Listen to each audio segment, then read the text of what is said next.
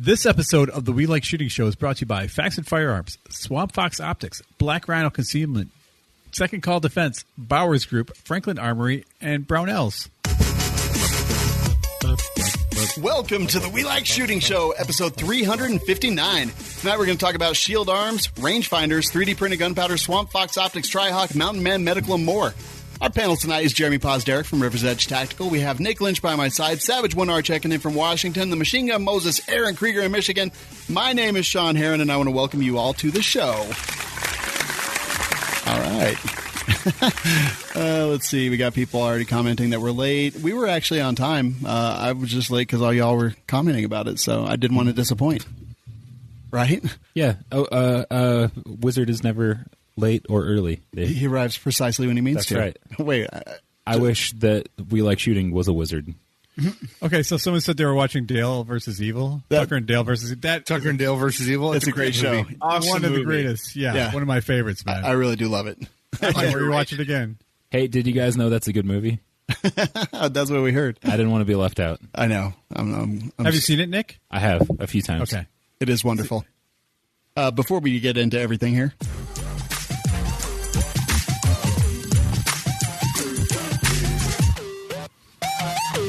all right, first up, we're going to talk about Black Rhino Concealment. Nick, you just got something new in. I did. And I don't think it's not in the show notes. So what'd you get? So it's essentially the same holster that we've been talking about. Which is the FCS scabbard. Right. It has the QLS fork on the back. Yeah.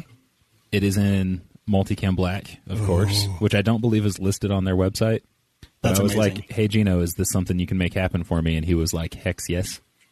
Yeah. Yeah. That's pretty cool. And the cool thing is it fits in the rig that you already have from them, the FCS scabbard. What do you mean? Because it's got the QLS fork and you've already got the receiver. Yeah, I mean, the holster is the FCS scabbard or whatever. But I mean, it fits into your battle belt. Like you just pop it off and... Yeah, it's got that QLS fork. Sorry. I had a misunderstanding. Saying, okay, thank you, Aaron. I has a misunderstanding. Anyway, this one is set up for a Glock 48 with a Recover Tactical rail section. Yeah. And then a TLR-7A. Wait, so they had that? Yeah. I actually expected to have to send it in. Yeah. And somebody commented somewhere on Facebook, or maybe it was Instagram. I posted a picture of that thing or made a comment about it. And somebody was like, oh, yeah, I got one from Black Rhino. And I was like, oh, they have that? And they were like, yeah. So I asked Gino, and he was like, yeah, no problem. So I look forward to trying this thing out. I'm really liking the Glock 48. Haven't gotten to really use the Recover Tactical rail yet. Yeah. Because I haven't had a holster that would fit with it. So, I look forward to testing that thing out and giving it a go. And I think this holster will be perfect for that. That looks so good. Is this black multicam Kydex, or did they print it? I can't tell. I think it's printed. Dude, it looks so good. It does look very, very good. Oh, okay.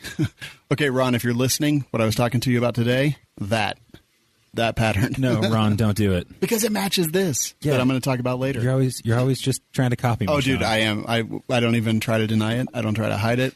BlackRhinoConcealment.com. Coupon code WLSMOFO saves you money. All right, time to introduce our guest. He's an EMT, Navy Corpsman, combat veteran, the guy behind Mountain Man Medical. His name is Brian McLaughlin. What's up, buddy? Hey, what's going on, guys? Thanks for having me on. Man, your mic actually sounds really good. Normally, our guests sound like they're talking to us from 1974 through a string in a can. Yeah, I've been trying to upgrade my audio a little bit there. Sounds good, man. So what's up? How you doing? I'm doing fantastic. I've had a great weekend. Now I get to be on you guys' podcast. Having a good day. So I was like, so it's trending downward. Get to or have to? Yeah. Perfect. I guess let's start at the beginning. EMT, Navy Corpsman. Which came first? Well, I was at EMT when I joined, so I was a corpsman, and then I worked for a couple of years at the hospital there. Worked in the ER, and then I got my EMT certification there. Then I deployed to Afghanistan, and then got it again when I transitioned out here in 2016. So had it then, and then started up the Mountain Man Medical Company earlier this year. Very cool. When you went into the Navy, were you planning on being a medical guy or? Nah, not at all, man. I like not probably like at least 70% of the guys that join up, I wanted to go to Buds, get the SEAL contract. So I dropped that when I found out they're going to.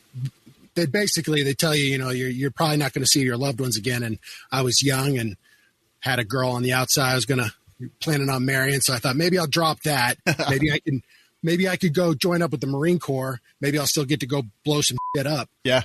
And get attached to the Marine Corps. So Did you ever go greenside? Yeah, I was only greenside. They tried to put me on a boat once. I told them no thanks. That's cool. So you had to hang out with Marines? Yeah, the whole time I was greenside. Sorry. Yeah. Jeremy? I was literally going to tell you I don't value your opinion at all if you were just Navy side. And to get the off the show. I wouldn't blame you. I was looking for that meme the other day and I couldn't find it. That cartoon where it's like the Army and the Navy or the Army and the Air Force or something, and they're talking, and then they're like, "Oh no, here come the Marines," and they like bust through a wall and start on everything. You guys know that one, yes. Right? I couldn't find it anywhere. Far off. I tried so many different Google search terms, and I couldn't find anything. If somebody has that, please send it to me. All right, I'm sure someone will. So you decided to do medical after you decided not to do SEAL. Yeah. Well, they had a couple of different options. They said, I was going to go change my rate. So I went to go talk to the guy and I said, what do you got? He said, we got computers. And I was like, no, definitely not going to do culinary specialist. And I thought, I kind of like to cook. Maybe I'll do that. Casey Ryback, bro. Yeah. And then he's like, well, what else you got? He said, corpsman. And I said, what is that? He's like, it's kind of like a medic for the Marine Corps. And that's when I thought, maybe I'll still get to blow something up, which I did. So it was a good choice. Very cool. Nice. So became a corpsman. Tell us about that process. You just go to A school. You go to Corps school there at Great Lakes is when I went through. It was up at Great Lakes. I think now they've got it down in Texas. But I went through Great Lakes after boot camp. And then from there, I went to Field Med out on the East Coast at Camp Lejeune. And then from there, transferred all the way across to the West Coast. And then was at the hospital out there for the ER. And then went to Afghanistan, transitioned out after that. Interesting. Tell us about that deployment. Was it, it says combat veteran in there, so you saw some stuff? Yeah. We were in a pretty hot spot. We were at the Kajaki Dam, and we would do push to contacts on a pretty regular basis, which is basically they told me, push to contacts. As a doc, I don't really know what that means. They just say, "Hey, doc, you're with us today," and I'm like, "Okay," and I hang out. So they said they're going to start doing push to contacts. I didn't know what that meant, but I learned eventually that it means that you just go out and you get into a fight. Just go pick a fight, and then you come back, and then you just do that over and over and over again. So got the chance to see just about everything out there doing that kind of stuff. Yeah, I can imagine, man. Did you deploy with tampons? I did not. No, I didn't. I couldn't bring myself to do it. Missing out, man. Missing out. Yeah, so that's what I've heard. I heard tampons are the best. Medal of Honor winner said it. Yeah. So did they just put you on some sort of birth control that stopped all that, or did you use pads or what? Oh, or were the Marines that you were with really gentle? I don't know. No. I'm a big guy. They had a rough time of it. That's good. That's good, man. Scrap. No doubt. I mean, so going out looking for a fight, that seems like that definitely seems like you would see fun. Some, especially as a medic. Well, they had a FLET, and I don't know if you guys forward line of enemy troops, and I didn't even know that kind of a thing existed. I thought that was kind of something that they had in World War II, with the bunkers, and you had but every time we would push past a particular part, they would try to come out and fight us to keep us back, and so we would just constantly go out and do that. And I was with a police mentorship training team, so we would go out and train up the local cops on how not to shake people down for their money, that kind of stuff. Wow, man, that's pretty nuts. So, when you first said the mentorship with law enforcement over there, my immediate thought was that's really hardcore training for American cops to be out there doing that, and then I realized oh no, the other ones, yeah, the ones that live there, not the ones over here.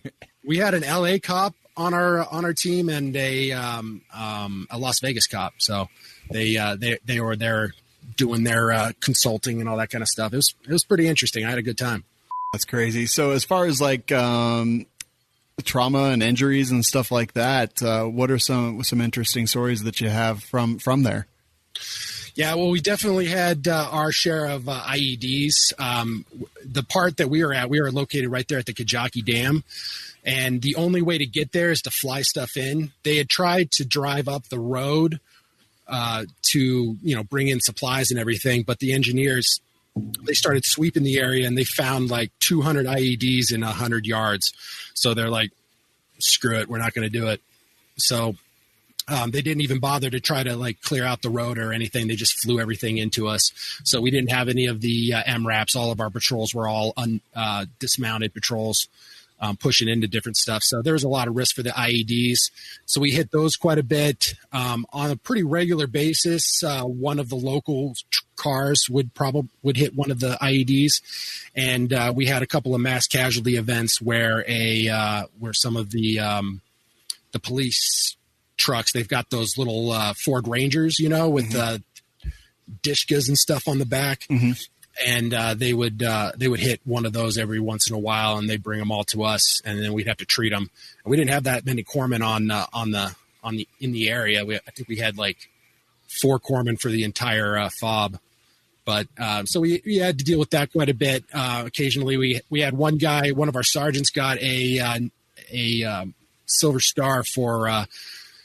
He was clamping off a neck wound and shooting a 203 grenade launcher off his hip as they were taking fire coming in from they were coming in picking up the wounded, and he was sitting there shooting that thing off the hip, and they're like, "Sarge, get on the bird." He's like, "You man," obviously, as possibly as cool as could be. So. Right. So we had a lot of good stuff like that. So I got a chance to do just about everything. When were you there? In 2010. Okay, so this is the place, Kilo 2 Bravo, that movie, right? Kilo, I don't know that movie. Well, it's Kajaki, right? That's I think. So Kilo 2 Bravo isn't it a foreign film? I don't remember. I know there's a movie about Kajaki, but apparently it was a pretty awful place. Yeah, like they're moving through and they walk through a minefield, and then everybody gets stuck in the minefield. Yeah. They bring helos in to pull people out, and the helos set off the mines, and then people just get blown up left and right. It's a pretty horrible situation, but it's based on a true story. Is that the one with Shawn Bean or Bin or? I'm thinking of a different one. That's Catch-22. Hurt Locker? No, not that. But yeah, this is the same place. I just looked it up. It is. So yeah, pretty awful place. Yeah, and remote. Yeah, man, I can imagine. So. Like the mass casualty stuff, like clearly IEDs and holes and stuff like that, it's got to be pretty stressful for a medic. How many medics did you guys have at any given time? I think on the entire FOB, we had something like 4 or 5. We had HM1 Washburn. He was our lead there for a while. They finally flew him in because the closest that we had to a chain of command for the corpsmen was an E4. So, I mean, we did pretty good. We constantly pushing out and getting banged up and that kind of stuff. We had one guy that stepped on an IED, but they buried it wrong and it just broke his leg. Oh. So we had to run in and pick him up and take him out.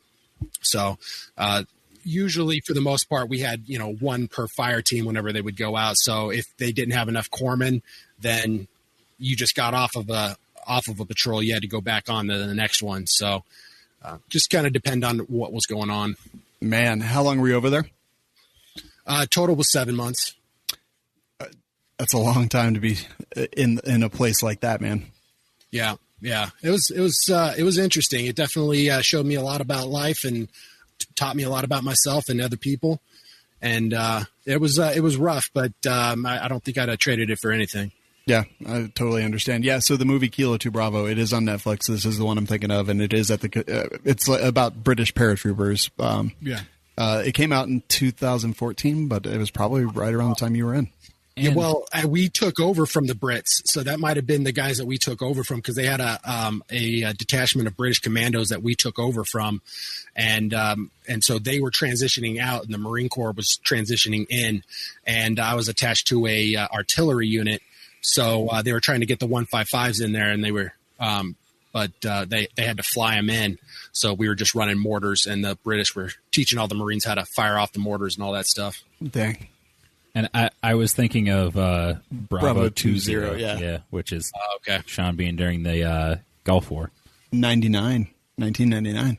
Yeah. Is that when he gets caught? You know what? I don't think I've ever seen that remember. one. Yeah. That was before Shawn. What was that before or after he did Lord of the Rings? Before. Oh, okay. Yeah, that's what I thought. Pretty crazy, man. So, I mean, as far as like the mass casualty and at any given time only having 4 medics, like that's pretty huge. So I guess you really get thrown in and learn how to triage and do all that stuff, right? Like you had to make some tough decisions, I imagine. Yeah, it's OJT. I know we had one of these guys that came in. I was kind of fortunate that I got to cut my teeth in the ER a little bit first, so I wasn't quite as I wasn't unused to the chaos and the blood, so it wasn't as big of a deal. But we did have one of the Ford Rangers that the local police were driving blew up, and they had this guy that came in. And there was like 5 or 6 people all over the place. And so I was kind of like running from person to person. And so I finally got up into the BAS. We set this we had this one guy and his eyes were blown out and he was missing an ear on one side. And he was fighting us and we were trying to hold him down. And he just kept fighting us. And it reminded me of like when I used to fight the drunks in the ER, you know, Yeah. where it didn't really make sense, the movements that he was making, kind of a thing. So I started looking at his head, and right here at his temple, there was, every time he tried to lean up off the table and he would exert himself, this little spray of blood would just squirt out across the room. Dang. And I looked a little closer, and he had exposed brain matter there. And I yelled over to HM1 Washburn. I said, I got exposed brain matter here. And he was working on somebody else. He's like, no, you don't. And he goes back to work. And I was like, yeah, I do. And so he comes looking over. He's like, no, you do. Oh, yeah, you do. I was like, yeah. So we bandaged him up as best we could and got him taken out. And then I had no idea what happened to him. He was bandaged up and alive when he left us, but no idea what happened to him after that. Yeah, it's got to be pretty intense and tough to deal with. So some of that stuff, like, I mean, what's the psychological impact of that kind of thing? I mean, if you don't mind talking about that. Not at all. This is kind of one of my soapboxes is the whole PTSD thing, because I had a chance to really go through a big portion of all of that and see a lot of my friends, struggle with that as well. A lot of times when people came back, all of the guys, they went out drinking and immediately, got divorces and all this crazy stuff. And I was looking at them and I thought to myself, like, well, I'm not doing that. I must not be that bad. But then as soon as I started drinking pretty heavy, and that's one thing that I'm always, I always make sure to tell the vets that I talk to, drinking doesn't help. It's okay to have drinks. I still drink myself, but I used to drink to, make the pain stop kind of stuff. And it just makes everything worse. And that's kind of the culture, though, also of the military. You just go out with your buddies and you just get hammered, and that's the end of it. But coming back, fortunately had a decent support group behind me. My wife was pretty amazing and stuck by me, even though I was, having some major issues, a lot with hyper anxiety, just constantly checking the doors. I carry concealed, and I would always, be, carrying even at home, and then a special mag on me or something like that.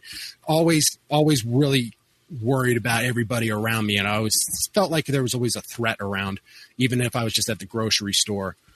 So learning how to cope with that, and primarily knowing that you do have a problem, is one of the biggest issues. And once I finally decided, hey, I do have a problem and I should probably start working on this, was when I started to make those big changes and started to come around. And it's been a long, hard haul, but trial and error, try this and see if it works, and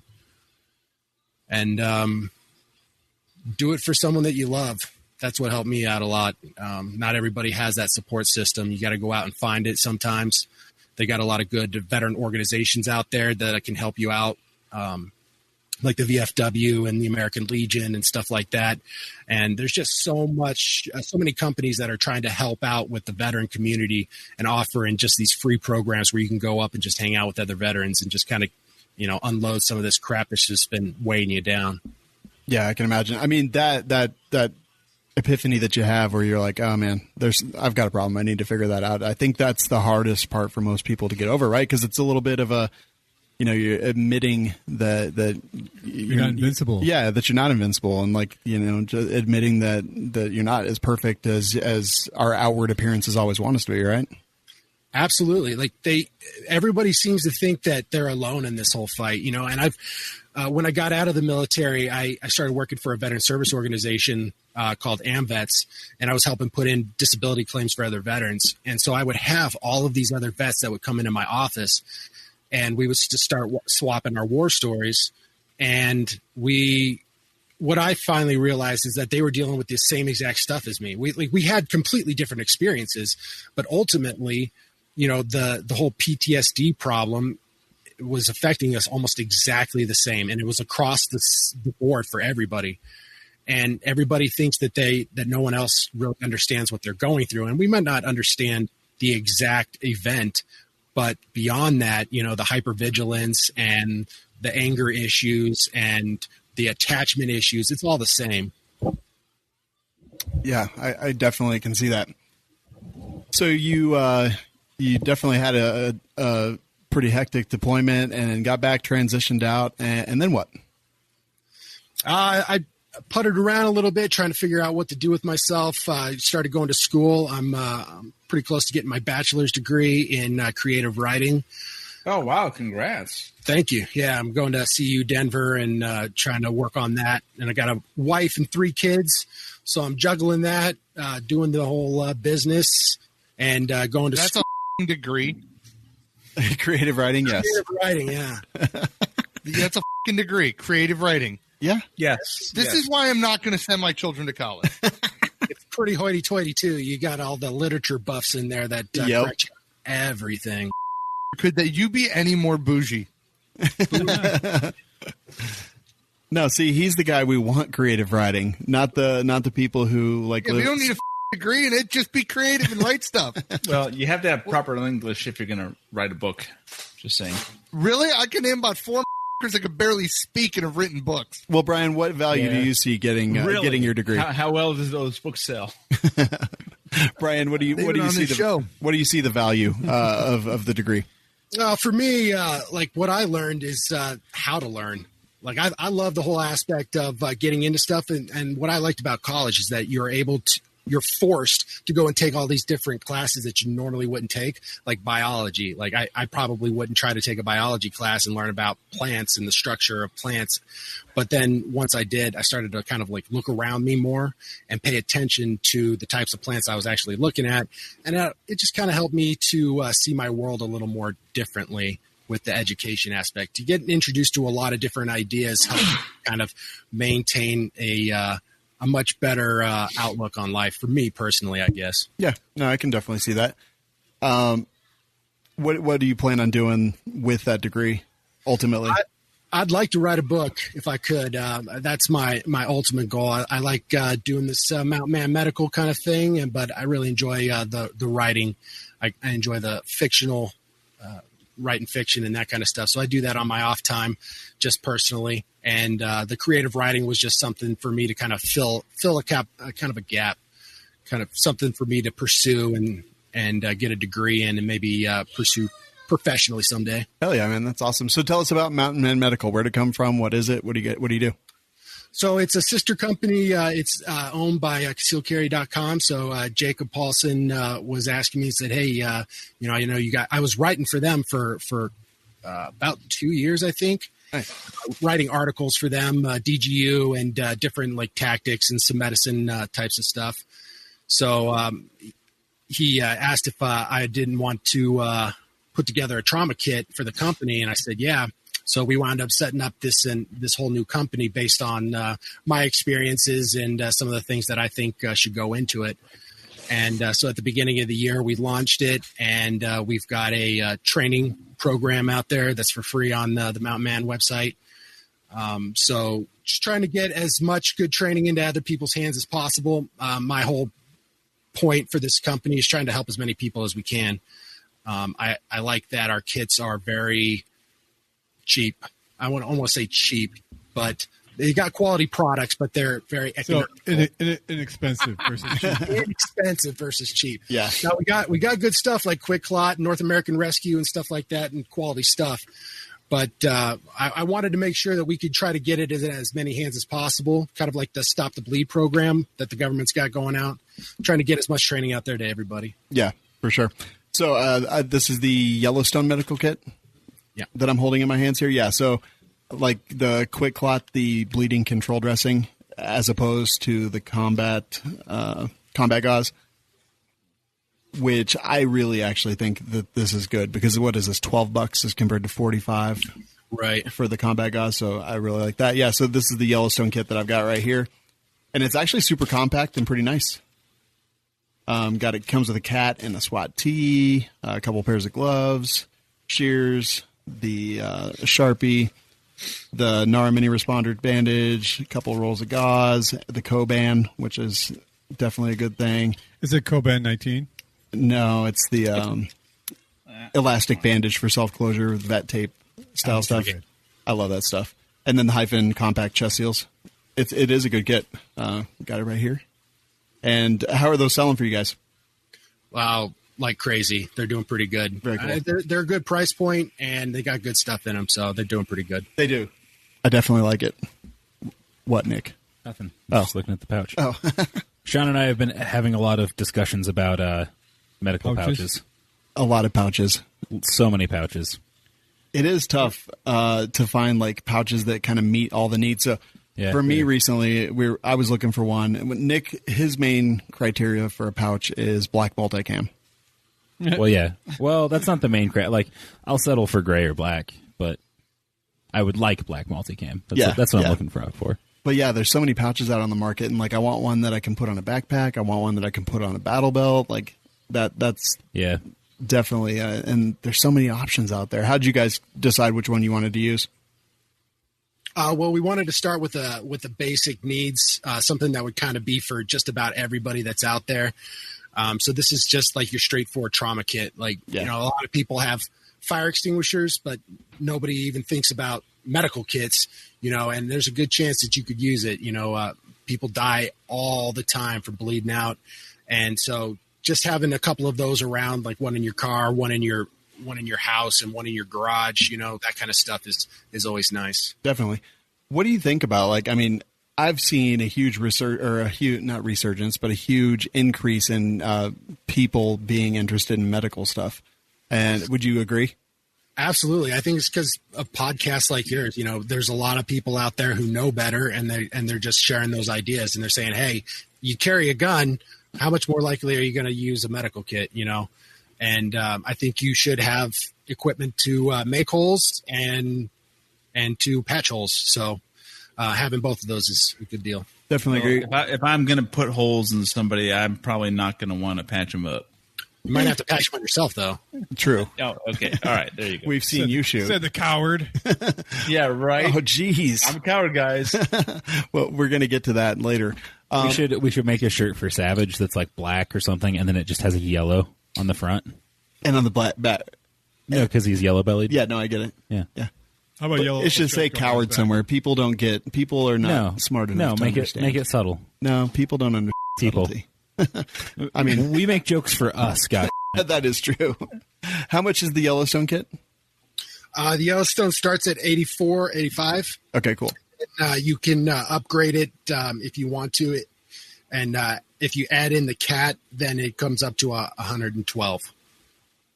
Very cool. I mean, that is a great price. That truly is. And this is a really good kit. It's basically almost everything that I recommend. I think the only thing that I didn't see in here was MPA. Yeah. NDA? NPA. I decided not to put one of those in because most people probably don't know how to use it anyway. That's fair. We do have kits that are coming out in the future that will have MPAs in them. Badass, man. When you were in, was it TCCC or were they still doing like BLS or Combat Lifesaver? What was it then? I did all of those. Okay, cool. I did all of them at one point or another. And yeah, they all say the same thing, but in a kind of a different way. So I've been through all of that kind of stuff. Very cool. I want to talk about that just a little more, but we are talking to Brian McLaughlin from Mountain Man Medical. We're going to take a brief moment and hear from one of our sponsors.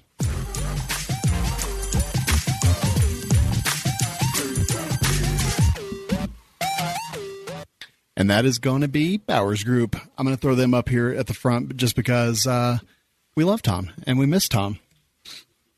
What? What, Nick? I just read one of the comments over here. If Savage is going to make holes, he's going to take pictures and then tag them holes. Oh, God. I hate when you do that. I use it's like it says holes and then it's got 75 hashtags. Yes. For those not in the know, Savage posts photos on social media. It'll be like a photo of a bridge, and it'll just say bridge. Yes. It's my protest against all those photographers that put these meaningful quotes on every single one of their photos, and I'm like, it's a picture of a bridge. What do you want? Well, no, that's not a protest. That just makes it look like you don't know words. I know, If you're gonna do a protest, have dead bodies or something, and then be like, every day starts with a one step or some, and somebody's missing some both affirmations. feet. You should, at least be like bridge on highway, blah, blah, blah, over blank creek. I mean, or he could just post whatever the he wants. Right, just because Savage, you do what you want to do, dude. So Fuck that. the can I want to talk about tonight is the Verse 375. Nick, you and I have had a ton of time behind this. Yeah. On the 350 Legend rifles. And, yeah. I mean, okay, so first of all, It's pretty neat. it is. It's made for all the popular safari calibers, which I have not even heard of some of these. So 375 Holland and Holland Magnum, 375 I've Ruger, never heard of that. 375 Remington Ultramag. I've heard of that. 375 Weatherby. I've heard of that. 375 Dakota. I don't think I've ever heard of that. Really? Yeah, I'm not sure on that one. Shut up, Yeah, Aaron. me either. I've never heard of that either. I mean, I'm just like 375 H&H is a classic, though. Someday, it really is. Oh, H&H. Okay, yeah, I've heard of that. Yeah. someday, how I know that I've made it in life is someday I'll have a 375 H&H double rifle from Holland and Holland. It doesn't even have to be new. Woo. It can be a used one. But that's my fantasy, It's 100 years old. Hey, I've been doing wrong. I'm not going to say no. yeah, I'm going to play by Aaron rules here. So then, It may not be safe to fire, but then I'm going to figure out how to thread the barrels and somehow put 2 Bowers Group cans on there. Oh, that'd be sick. Even though there's not enough room, I'll make it happen. you have to do this now. Make just basically carve one side off of each one. It'll so be they're like flat. that. It'll be like that STG 44 barrel that curved. It'll be like that, but it'll be like the 2 barrels will come out and then straighten. Did you guys see that video from Demolition Ranch that he did on curved barrels? No. Holy, you would be amazed how much you can deviate a bullet just using PVC pipe. Dang. Like he literally shot a 45 into 2 nearly 180-degree turns in a PVC pipe, and it still went through the whole thing and hit the target. Stopping I power. believe that. All right, we'll talk about that in one second because I want to talk about it more. But 375 Raptor, 375 SOCOM. Then we get up into the crazy stuff. 338 Lapua Magnum, 338 Rum. Like this can will handle everything, and it's rated for all that stuff. It's also rated. You can do 223, you can do 556, 308, 22 long rifle. 300 blackout. Like you could. I mean, you could. Yeah. I don't know why you would. Can you imagine? Can you do a 17 HMR? Like one of those Beretta tip-up pistols, that are like this big with a threaded barrel and then this freaking thing on the end of it. It's like a foot of suppressor for a gun that's like 3 inches long. And then going even further, you can But put that's it on not all. an MP5, and if you use the Hush 147 grain, you get 119 decibels. Dog down a hallway. Yeah, so awesome, man. We're hanging out with Savage's mom. This is a fun Whoa, can. Savage's mom is a lovely woman. She is. She is. Okay. Does she listen to the show? I don't think so, but She I had lunch with her and she was wonderful. BowersGroup.com. This is the Verse 375. Does all those calibers and more. 8.6 inches, so it's not even a huge can. 15.4 ounces. 1.75 inch 8.6. OD. I retract my foot-long statement. Yeah, it's much shorter than that. Yeah, maybe a foot long with the little Beretta. Maybe, yeah. Anyway, it is a good can, and we have shot the shit out of this one. It's pretty neat. Yeah, really Shot like it. shit out of it? That's gross. No, we shot the shit out of it. Anyway, bowersgroup.com, coupon code WLS. Let's get back to it. I'm sorry, Nick. No, it's okay. Okay. This is just like me raising my hand so that you know that I want to speak. Yeah, no, I get it now. So we did all those videos. I'm knife handing. Yep. We did all those videos where we like shot apple, like how many one apple will a bullet penetrate through? Yes. How much bread? What about how many feces? That bread was wonderful, by the way. How many feces will a bullet penetrate? Well, now we have to quantify that. Like, is Yeah. it corn feces? Is No. it like my feces? Is it Sean's feces? Anyway, Remember that Because Chinese the restaurant we went to? viscosity and Should we have different types of feces, like No. from liquid all the way up to full, like rock hard? let Nick say what he's going to say so I can move on because I hate this. I have the answer to this. We go back to that Chinese restaurant in Las Vegas. the mostly chicken or mostly bones. Mostly bone, yeah. Where the lady was like, I was like, what is that? And she was like, feces. Oh, yeah. And we buy like 20 of whatever that is, and then we shoot it. Okay. All right. That sounds good. We'll do that. I do want to point out that 6 loaves of bread will stop a 9mm bullet. They do. One loaf of bread will stop a 22. And Aaron literally grabbed it out of the bread and put it in his mouth and started chewing it and didn't realize. Yeah, didn't kill me. We're back with my mouth. We're back with Brian McLaughlin from Mountain Man Medical. Sean's done. I'm sorry about all this. So you said that you did like pretty much all of them, and I guess TCCC was really starting to take a hold, kind of when you were in, right? Right. What are your thoughts on like all the different ones and how it's matured through time?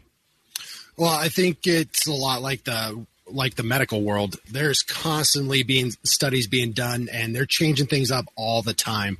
And TCCC is no different than that. You know, it's just a government funded organization that studies this kind of stuff and decides on what the best course for the military is going to be.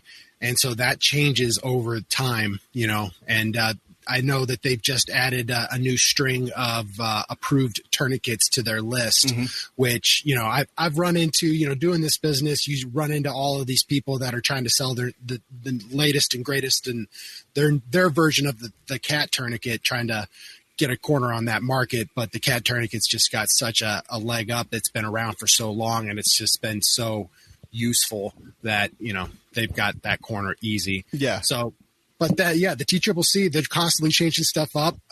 Everything that I've heard seems to be good to me. I mean, I get all my directives from them. They say, you know, this is what you should be doing. And I you know, kind of bow to their superior intellect and expertise and just go based off of what they say for the most part. But I think it's also important, you know, that civilians know that, you know, there are differences between military medicine and civilian medicine. And not everything that the military is going to do is going to work for the civilians. So just understanding that's important as well. Yeah, absolutely, 100%. And that's like the big thing, right? TCCC is for military and organizations like that. TECC is for first responders and police and, you know, other organizations that are on the civilian side, but stuff like that. And, you know, sometimes it's a little bit difficult for civilians to figure out, you know, where do I fit into this? Like, clearly I'm not calling for backup and doing things like that. I'm not going to do the log roll into a SEAL carry or something like that. Like, I mean, yeah, it is interesting, and it's one of the toughest things. Are you familiar with First Care Provider? No. So it's like a accredited Stop the Bleed organization, and they do something different than TCCC. They do RACE, which is basically phases of care, and then RACE sounds like something we should be moving away from, Sean. Oh, I mean, that's what they teach, and then CARE, which is a part of RACE, and it's, you know, compressed bleeding, airway, respiration, and exposure. I think theirs is actually pretty good and pretty decent for civilians, but TCCC, I mean, like, it's a fantastic organization, and the data that they put out, not just that they put out, but they put out for free for everyone to use, is like amazing. And for us to all have that it's like deployedmedicine.com and their app and stuff it's like a huge treasure trove of information for anybody interested in this stuff. Excellent. I need to check that out. I've been meaning to go and take a bunch of the various courses. You know, since I've got the background in it, I don't usually feel the need to go and take like a basic stop, bleeding course. Right.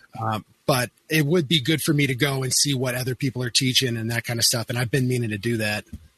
Yeah, I feel like there's stuff coming out kind of all the time too, which is interesting. The actual National Stop the Bleed, I think their curriculum is trash. Have you looked at it? Just briefly. That's one of the things that I've been meaning to get into. Yeah, it's really bad. Like, I'm a Stop the Bleed instructor and a first care provider instructor. I think first care provider is much better. But yeah, I mean, and it's like government stuff, like, right? The Stop the Bleed is basically a government mandated thing, and it's kind of, they try to make it, simple enough for everybody, which I admire, but at the same time, not great. Whereas TCCC, like, it really is great, and the data they put out is pretty awesome. Go ahead. Well, I was going to say, I don't know why they're not teaching this in high school. This is like, I mean, you go to shop class. I don't know why you're not going to tourniquet class at least once or twice, to learn some of this stuff. It's not that hard. Yeah, totally. I mean, honestly, anybody can do a tourniquet, put one on, just have a practice tourniquet, mess around with it, teach your friends. Like, I think all my friends know how to put on tourniquets. I just taught my kids how to do it, and they're like 7 and 6. Yeah. And they could turn the windlass enough to get, I had full occlusion on my arteries. Yeah. So they can do it. So that is awesome. I know that the best place to put a tourniquet is the neck. Yes. Absolutely. Without question. Especially on Marines. Or just directly on the heart. If it's accessible. No. Because then you can stop all bleeding. I will say, only when. Oh, that's a belt. Oh, my bad. Yeah. Okay, Robin Williams. That's a soft T, okay? Yeah, that is terrible. So where do you see... Robin Williams, David Carradine. Whatever. Wait, not Robin Williams. Okay, let's not... I think it was but David Carradine. No, it was definitely David Carradine. Okay, yeah. Anyway, unimportant. Where do you see, like, the medical stuff going? Like, it's gaining in popularity. You've got kits out. And actually, I just saw tonight, actually, that you had the online or video courses, right? Yeah, we got free video. I partnered up with concealedcarry.com. We put together a pretty decent course. So we've had a fair number of respectable people that have taken the course and said that they like it, which makes me feel good because, being able to use some of the expertise and experience that I've had, finally being able to help somebody else out with it afterwards is kind of cool. Hell yeah, that's awesome. And you're also doing YouTube stuff, right? Tell us about that. Yeah, well, man, I'm a knuckle dragger and I don't know anything about technology, so this has been a rough thing, man. I'm just trying to put out some YouTube videos. I've got a decent amount of production value into them, and I'm just busting my butt trying to put out some decent content. So, Mountain Man Medical on YouTube, you can go check that out and sub. But it's just a lot of the same kind of stuff. Whenever I think about something that or a question that I've got, or someone's asked me a question, then I do a video on it and kind of answer it and talk a little bit about it. I go over some of the care under fire phase of a special forces unit in Afghanistan that was taking fire. That was the latest video that I did. So that was fun and kind of interesting to do, kind of break that down and talk about what they were doing and why they were doing it. Very cool. I haven't seen that one yet. I've seen a bunch of them. I actually recognized the set behind you. Yep, it's my set. Which is very cool. Did you ever think you'd be doing YouTube videos? No, not even a little bit. Like I told you, man, I don't know how to work computers very well. And so I'm just learning OJT like I've always done, just on the fly, trying to figure this stuff out as I go. I'm trying to do video editing and Photoshop and never done any of that stuff before. So I'm trying to learn all that on the fly, but it's going all right. I'm picking it up. It's taking me a little bit, but I'm going to get there.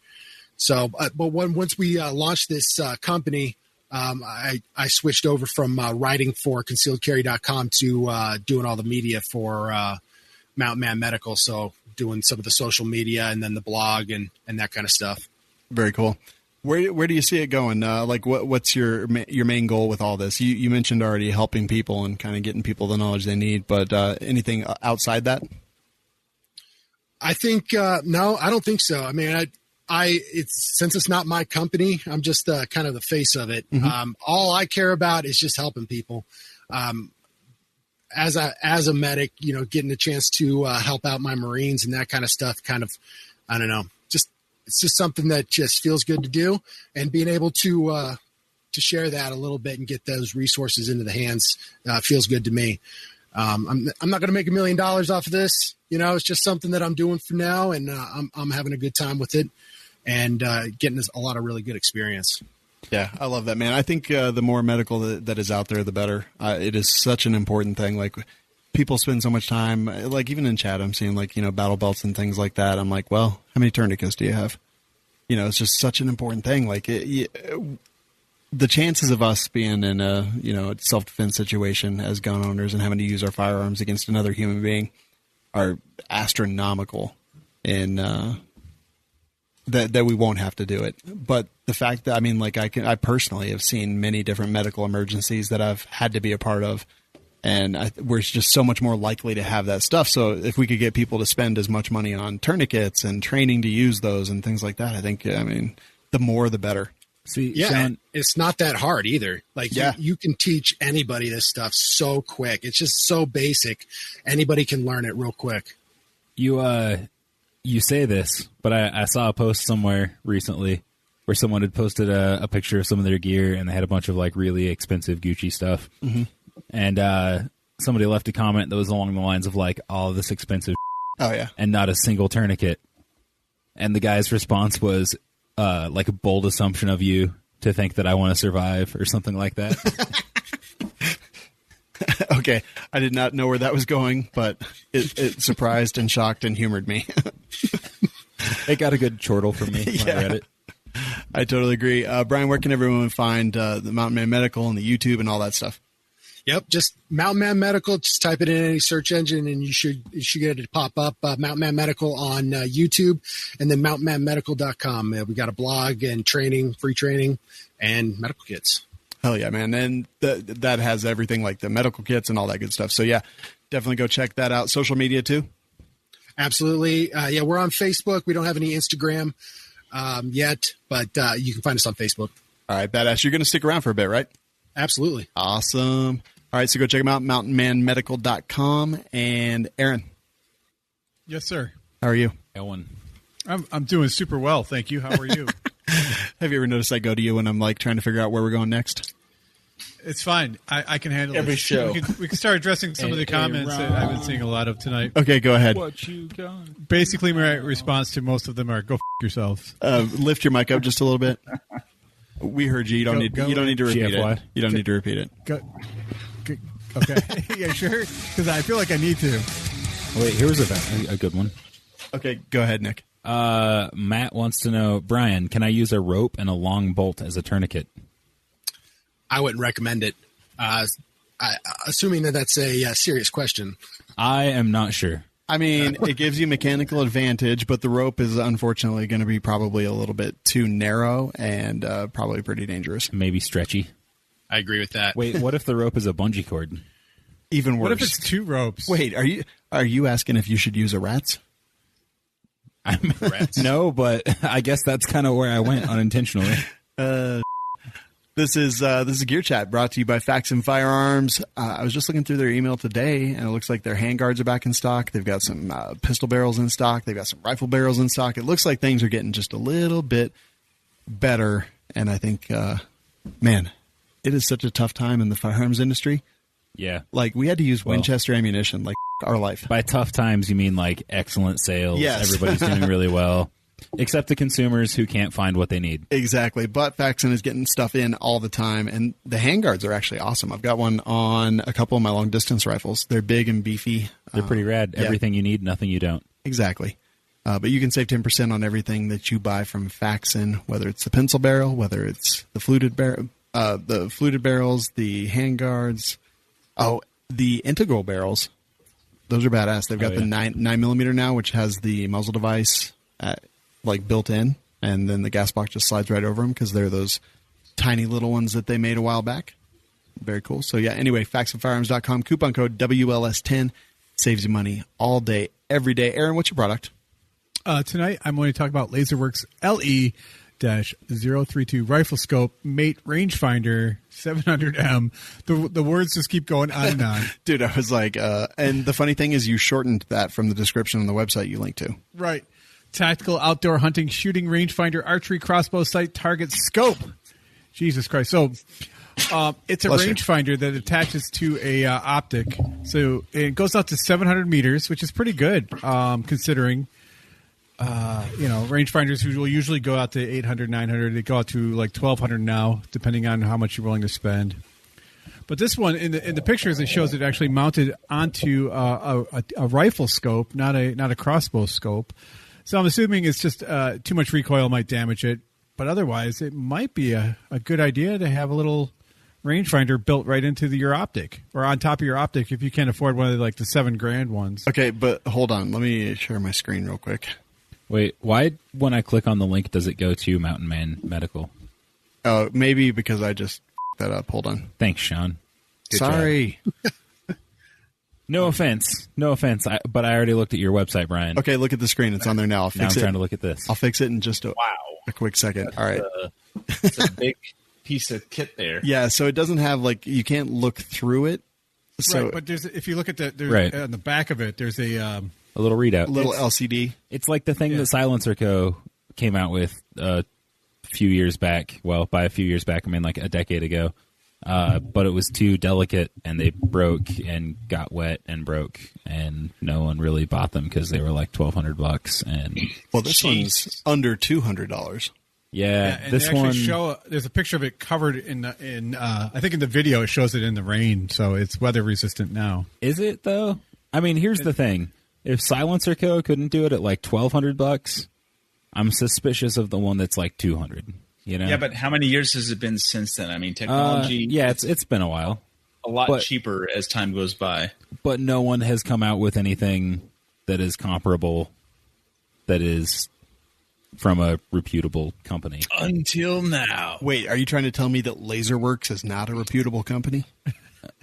I may or may not be suggesting. I wonder what else LaserWorks comes out with. Let me just click on their link here on Amazon. Oh, God. They do make a wireless charging golf rangefinder for the avid golfer. Okay. That's their main selling point. Okay, so I don't play golf, but I see a lot of golf rangefinders. Like, is that a thing that is a common big deal? Like, do you? I know that it happens. I mean, like playing golf. Do you have to laze something and be like, it's 150 yards. I better hit it this hard as opposed to that hard. I think it's more of a choice of clubs. Is that what it is? Probably, because I mean, there's a difference between a 9-iron and a putter, and everything in between, and different ones will get you different ranges. See, my extent of playing golf is mini golf, at which I am a pro, as Shawn will. Oh yeah, actually, you beat me that one time. Shawn and I are badass mini golf players. We are real good. Beyond that, I've broken a couple of drivers. I played golf for a while. Like, I worked at a place. I worked at the software shop, and it was a startup. And every once or twice a week, we would get up and meet at 7 a.m. at the 9-hole course, and we would just play 9 holes, and then we would all go to work. And man, I suck at golf. I look at golf courses, and I'm like, this would be a badass rifle range. Yeah, right. Brian, are you any good? A quote from Colonel Cooper? Targets. Probably. It is. A golf course is a deliberate and willful misuse of a perfectly good rifle range. Brian, you any good at golf? Not at all, man. I played it a few times and I enjoyed it, but I don't play it very often. I like disc golf though. I've been getting into that lately. That is fun. Oh my god! Yeah, I'm just want me to not like you. You are in Colorado, so dude, disc golf is fun, man. You want me to not like you? You got to play 1 beer per hole. That'll get you happy. One beer. Jerambe would drink a quarter of a beer and spit the foam out on the rest. When I'd be drinking 3 of them per hole. Though. When I was younger and did other things, the person that I would meet to purchase stuff and things from was an avid disc golf player, so I would often meet him at parks that had disc golf setups. Nice. And the way that he and his friends would play disc golf was essentially walk around. And like Brian said, 1 beer, it would be, one other thing. And then they would just throw the Frisbee. Like, it wasn't necessary. Like, maybe in the general direction. It wasn't even like try to get it into the basket thing. It was just like, it's over there. Dude, disc golf is actually pretty fun. There's some really good courses here in Colorado Springs, actually. Interesting. My kids played it a lot when they were in college, and I bet they did. I went with them a lot. I bet you did. It was Anyway. it's really cool. We should play more mini golf. We should actually. Shawn and I got super serious into mini golf. Like what, last summer? Yeah. And then everywhere we went, we would go find a mini golf course if we had extra time. Yeah. But we haven't played in a while. We got to get back. Wait, where was that one place where we went to the one and it was closed? It was like a 2-hour drive. Yeah. Seattle. Oh, that's right. Outside Seattle. Yeah. Oh man. Anyway, I hate this rangefinder, but I am curious about it. Why curious? What do you hate about it? I don't know. It seems. I don't like that you can't see. I guess it literally has pistol sights on the top. Did anyone else notice that? What? No. Yes, yeah, I noticed that. It has pistol sights on the top. Right. Oh, it does. So that's what makes you hate it? But no, let me ask you this: Oh, that is kind of. what it crossbow or bow shoots 700 meters? So they have actually, if you click on their laser something, their name on the go back to the bring up the webpage. There you go. Okay, click on their name. Yep. And click on the bow stuff. At the very top, Shawn. At the very top, it says. Okay. Yep. So you can actually see their bow unit. Oh, that seems cool. Yeah. Yeah. All right. Forget about the fact that look at the scope first of all, and imagine that height over bore. Yeah. And then imagine picking your head up maybe like this in order to see the iron sights. And see, this is like these pistol sights here that are what I'm talking about. So I don't think the I think pistol it's just sights kinda are that like, big hey, a deal. You know, guys, you can use it for shooting. I think that's what the whole. No, the pistol sights. No, you literally can't. The pistol sights aren't for shooting. The pistol sights are for roughly finding the target so that you can laze it and find a distance.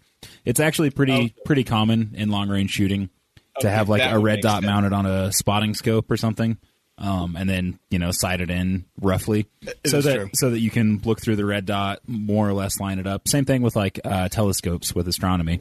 If you're trying to find a specific spot on the moon, it's much easier to look through a low magnification optic and then get things roughly lined up and then go to your massive telescope than it is to just try to find something with like 100 power. Good stuff. So the same thing with the pistol sights on this. I'm sure they don't mean for you to like actually shoot with them. They mean for you to just use those so you can quickly line up and laze something. True. All right. So the product that I wanted to talk about tonight. Wait, you're done hating it? I thought that was the only thing you hated. No. Like I don't want it, but it is. I find the product interesting. Okay, but let me ask you: do you carry a rangefinder with you in your Yes, bag? absolutely. And do you use it all the time? So, but you wouldn't use this? No, because I can look through the I can look through the rangefinder and like visibly see what I need and then laze it. And then you're adding weight to your firearm, which really just doesn't make any sense. But you're adding and this much like room on top of the scope. Right, but you're adding it over the balance point of the firearm. You're adding it at the front end or the back end. It's right where the fulcrum of the weight should be. Whole lot of Yeah, I mean that's fine. That's fine. I'm just surprised that you guys are. I wouldn't buy it either because I have like 3 rangefinders already. Why do I need another one? But I'm just surprised that you guys would poo-poo on it this much. This particular one, I'm not interested in. If the Silencer Co. one had been fixed and been more durable, like it is a product I was interested in. Unfortunately, it didn't really work out.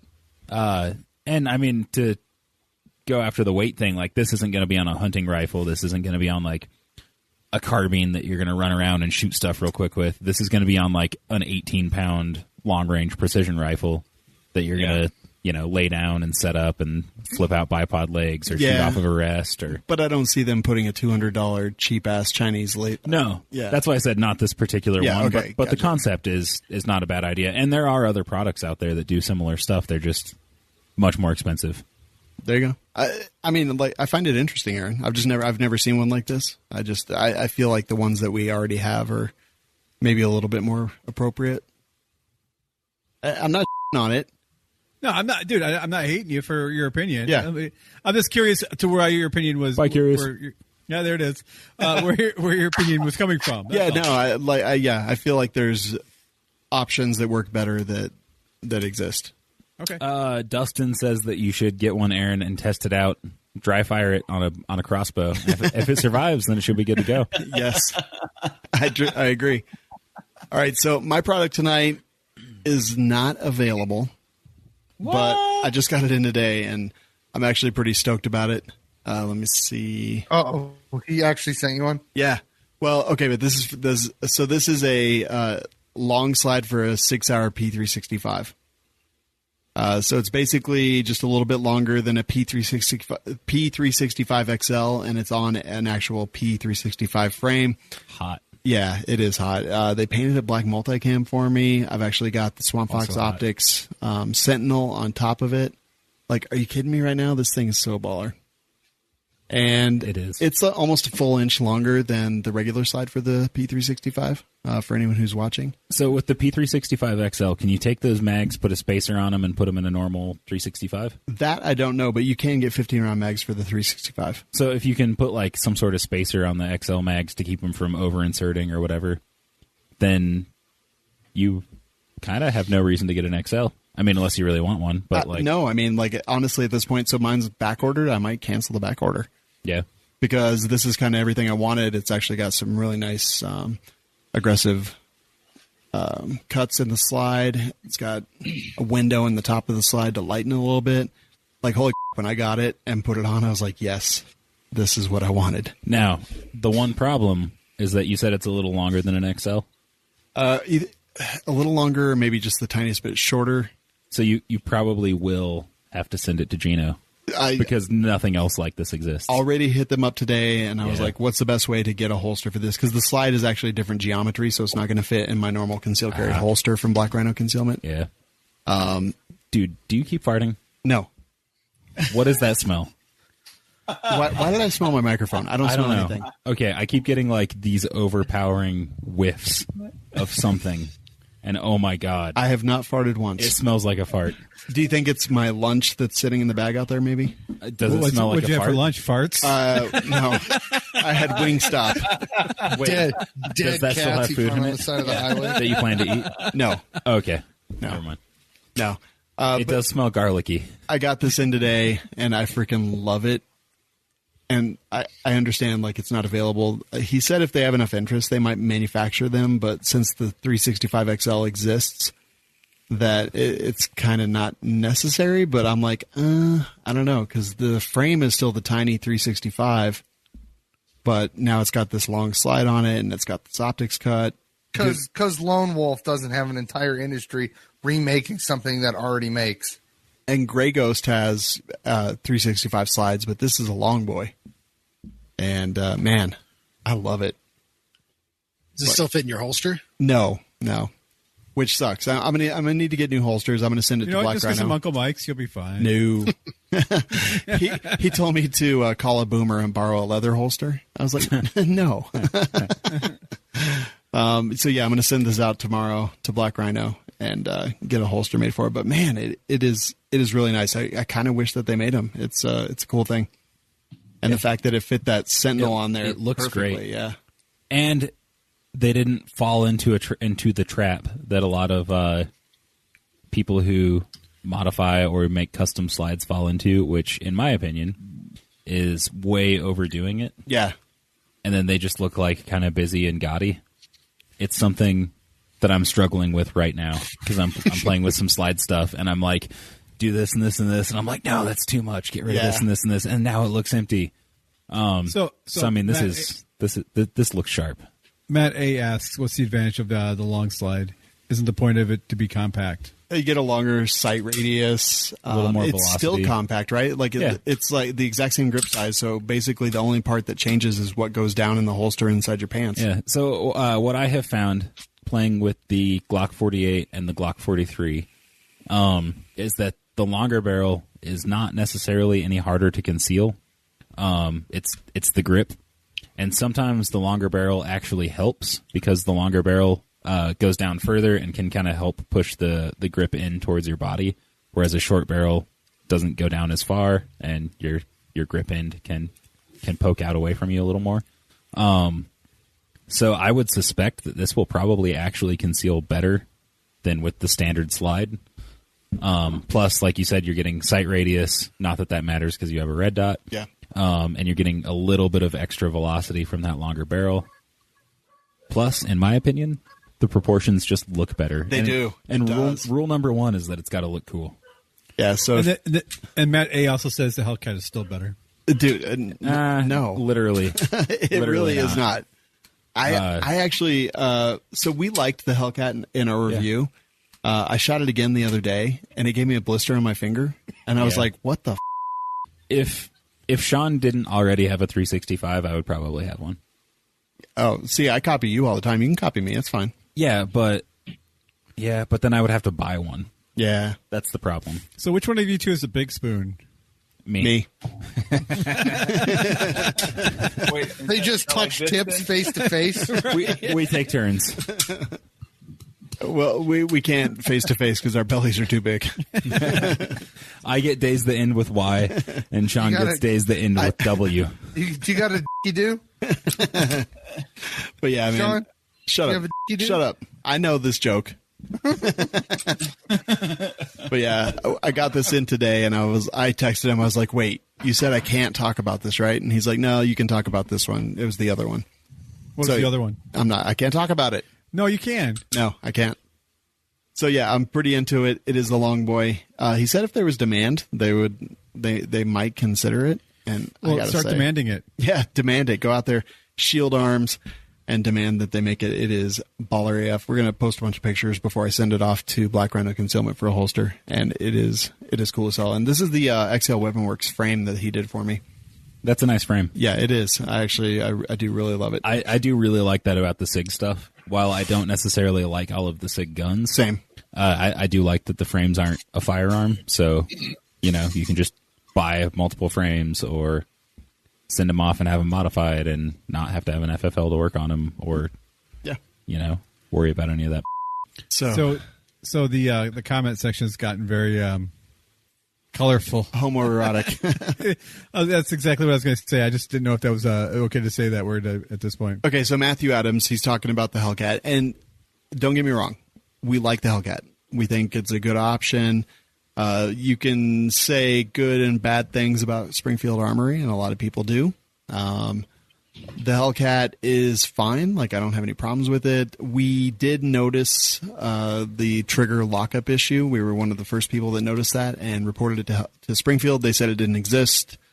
It does exist. We figured out how to recreate it, and there's some videos on Thin Line Defense, I believe, you figured out how to recreate it. I didn't actually. Did you not? No, I mean... Was it cameraman Steve? No, it was actually the YouTube channel from Thin Line Defense. Was it me? Did I figure it out? Well, then you shouldn't say we figured out how to redo it or recreate it. Yeah, that's true. That's fair. But yeah, so the Hellcat does have that issue. It happened on reloads. I think that's kind of a bad thing. I don't hate the Hellcat. I actually like it. I think it's a good option on the market, but I would not choose it over the 365 by any means. So yeah, I think it's okay. Also, the 2K rounds thing just makes me think of like all of the meme pages on Facebook that are like 1 million rounds failure free. But yeah, Brian, what do you think? Hellcat 6-hour P365. Have you shot either of those? Neither of them. I stick to M&P or usually my Glock. I knew I liked you. The M&P, man. What Glock do you carry? Just 19 at Gen 4. Okay. But my favorite, the one that feels the best in my hand is the M&P. I like the ergonomics on it the best. Which one? Would you say this one fits your hand better than the other? Which M&P fits my hand better? Yes. Which one do you carry mostly? I carry the M&P Compact, the Nice. 2.0. That is one of my favorite guns on That Earth. is a good gun. Yeah. The bullets just seem to go where I want them to. Yes. I like the M&P, but it's like there's some issues. Even though they improved the trigger on the M&P and it's gotten better and stuff, it's still not great. And then the 2.0 is like where stuff really came together. Yep, I agree. That's a great gun. Yeah, I always like to drop in a Apex trigger kit into my M&Ps if I can, because the trigger is just I'm not a big fan of them. Yeah, totally understand that. Savage, what do you want to talk about tonight? So today, Swampfox Optics released their press release for their new Trihawk 3x Prism scope. So this thing is a little bit of a chonker. I mean, if you can imagine a small red dot, this thing's about 2 to 3 times that size. However, the flip side of that is that you now have 3 times magnification. So sometimes what people will have to do is have a red dot and then get a magnifier behind it. Because this is a 3x magnification prism, it's all in one single unit. It's got a 40 MOA vertical hodover. You said Hodor. Hodor. Hold the door. It's got a BDC reticle calibrated for 5.56, and the 308 is coming soon. Obviously, green or red reticle, shake and wake, motion sensing, auto on and off illumination, which is always preferable. I love that with my my current Hollow Sun red dot. It's got 10 brightness settings, and it also has 2 of those are night vision compatible. And Wait, but does it have a crystal clear, bright, big sight picture? I have not seen the sight picture, but I'm assuming they do because they have very good optics. Okay, you smell that, right? No. It just came back. If it's anything like my what's the other prism? The Blade. The Blade. If it's anything like that one, I'm hoping it is. I hope it's fantastic. So Sean's just over here like, notice me. I'm like Notice me. Savage. I'm holding up the Trihawk in my hand right now. Oh, I was looking at the Notice me, senpai. the article, but yes, you have one. I'm jealous. Yeah, so we actually got this in a while ago. It is very similar to the Blade, and it is a prism sight, meaning that it has some eye relief. So you have to have it pretty close to your eye to get it there. But yeah, it is awesome in all the same ways that the Blade is awesome. It is bigger and beefier. This is actually going on the 458 SOCOM machine gun. Machine gun. God dang. Well, it's got a binary trigger from Franklin Armory in it right now. Oh, Wait, okay. but why put it on the 458 SOCOM? Because the BDC won't line up. What is this BDC set for? 5.56, 5.56. which shoots 5.56. way flatter than. You know, I happen to have some 458 5.56 rifles, Sean. Yeah, one. Holy You only need 4, right? Yeah. Did you know Savage has 5.56 rifles? I didn't. So yeah, 3X, whereas the Blade is a 1X. So what do you think, Nick? It is big. It's a lot bigger than the Blade. It's beefy. Definitely a chonker. Yeah. A chonker. Yes, it is. The clarity's pretty decent. Yep. Just, I mean, looking through it here in the office. What's the weight on that? Like if you were compared to a standard scope, you know. So it is heavy. I think part of that is because I am in my mind saying red dot, Yeah, it's saying 15. and a red dot doesn't have a bunch of lenses in it. Yeah, I mean a red dot is just standard 1x, Right. 1 power. Um, It's 3, also, so there's you- got to be more glass in there. You can flip this thing around for hard mode, in case any of you guys are wondering, because things are too easy for you. So it's -3. Yeah, Super wide angle. yeah, that's how I like to run most of my optics personally, because I'm just so good. Savage, get closer to your mic. Oh, sorry. Also, if you look through it backwards, the reticle's upside down. That's interesting. Oh, that is cool. I assume it's just the way the That's lens is. how a prism would work. Yeah, a prism. Prism. That's how Prism Hey, works. I listen to Pink Floyd. I know how a prism works. But yeah, so we've had this for a bit. I've actually recorded some content with it already. Wow. Yeah, I want to see it. yeah. But it's bigger than the Blade. Yeah. 3X all the time. It is hefty. Although, like, if I had a 1-4 in my hand right now, I'm not sure that there'd be a big difference. Yeah. It's slightly lighter than a pound. Okay. It uses batteries, right? What kind of batteries? It does. CR123, and they mount in the mount. And of course, the mount is built in, so it's all one piece. Yes. So you've also got to take that into consideration if you're looking at a, 1-4 or something like that. Yeah. We really like the Blade. I know Jerambe really liked the Blade, and this is basically the same technology, just going to be a 3X. It's got pretty short eye relief. What is it? yeah. 1.75, something like that? It is pretty short. Good news. What's that? I'm actually gonna get to use the gun that actually has the fucking blade on it here soon. Very nice. I finally found a fucking triangle brace. You know you have one on back order, right? Yeah, I didn't want to fucking wait. How long is that gonna goddamn take? Apparently 100 years. Apparently so. So I'll have 2, and I'll build something else. Savage, when are these available? Oh, it's a good question. I mean, if they did the press release, I mean, I've got one in my hand right now. That is true, Nick. You do. It's available to me. Looking, not really seeing when they're going to be available, but press release is out so soon. It's available now. Okay, there you go. Yeah. Wait, if you knew the answer, why did you ask a rhetorical I looked it question? up. I looked it up while he was. Oh, okay. Yeah. You took too long, Savage. So the BDC is 308 as well. I don't know that I would want a 308 3-power with a 3-power Prism. Why not? Maybe if it was a pistol. Why would you get a 308 pistol? Ooh, and Nick F has like a crazy 308 pistol that would be pretty good. Okay, with this. I retract my question. Why would you? You're already f***ing over the BDC if you're making a 308 pistol. I mean, it's gonna totally f*** up the. That's ballistic. fair. That's on fair. like a battle rifle or something, like a 16, 18 inch. Okay, that's semi-auto. fair. Yeah. Okay, I stand corrected. That wouldn't be bad. Yeah. I like it. I think we'll dig it. It's available now. And honestly, swampfoxoptics.com, coupon code WLS is live. Still the biggest discount in the industry. Wait, what is it? What does it get off? Regardless of 4% gate. Does it get off? How much does our discount give you off? They'll have to go to the website and buy it to see. Okay, well, it's $329 on the website, which is pretty good for their quality of stuff. It's right around $250 with the discount. Whoa! Yeah, which is pretty good. MOA, awesome. They do have an MOA model. They do have red and green reticle colors, and we do like this one. So wait, can we do that again, but have Savage say "wow" instead of "whoa"? More like Owen Wilson, Savage. Whoa. Wow. Whoa. No, you got to say "wow." More of a Joey. Wow. Anyway, that is available, and go check it out. Let us know what you think. Nick, what do you want to talk about? So, I've been messing with 3D printing. You've been messing with 3D printing. So much. Savage is a 3D printing expert. Have you looked at resin printers at all? Is that like weed? No, it's like resin. No, I have my interest now. I've looked at them a little bit. So I have looked into them, but as someone who is severely, remarkably allergic to epoxy resin, I have chosen to stay away. I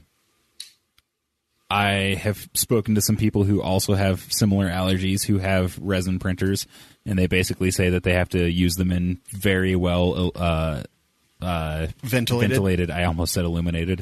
Very well ventilated areas to avoid a reaction. Like I live in a small apartment. My 3D printer's in my living room. I don't want a 3D resin printer in my living room, because Nick, I like breathing. You texted me an hour ago and asked if I was farting. I am not. Jesus Christ. I just replied. What is that smell? It just comes and goes in waves. Shawn's fart lunch. Right? So, this is making me reconsider, though, because I'm like, all right, maybe breathing's overrated. I can get a epinephrine inhaler and just, power through it. Perfect. Your EpiPen's on the back of the door. Yeah, it was on my... I moved it there. It's on the back of the studio door now. Okay, I'm glad you know where it is. I do. Anyway. Whoa, those numbers are kind of scary. So, China. TCHYNA. Has developed a 3D printed propellant. So they've basically mixed some form of propellant in with it's RDX with this resin, and then they're able to 3D print propellant for cartridges. So like Savage said, the numbers are pretty impressive. Let's see, I gotta find those real quick in the article. 200 gram ball, so that's 3,100 grains, going 3,400 feet per second. Holy! Yeah, and here it is. Yeah, that's a 30 millimeter bore diameter. If you didn't already, huge. That's a very large. I mean, that's a cannon. That is a cannon. Yeah, 3,100 grains. And according to this article from The Truth About Guns, that's 5 times more muzzle energy than a 50 BMG. Yeah.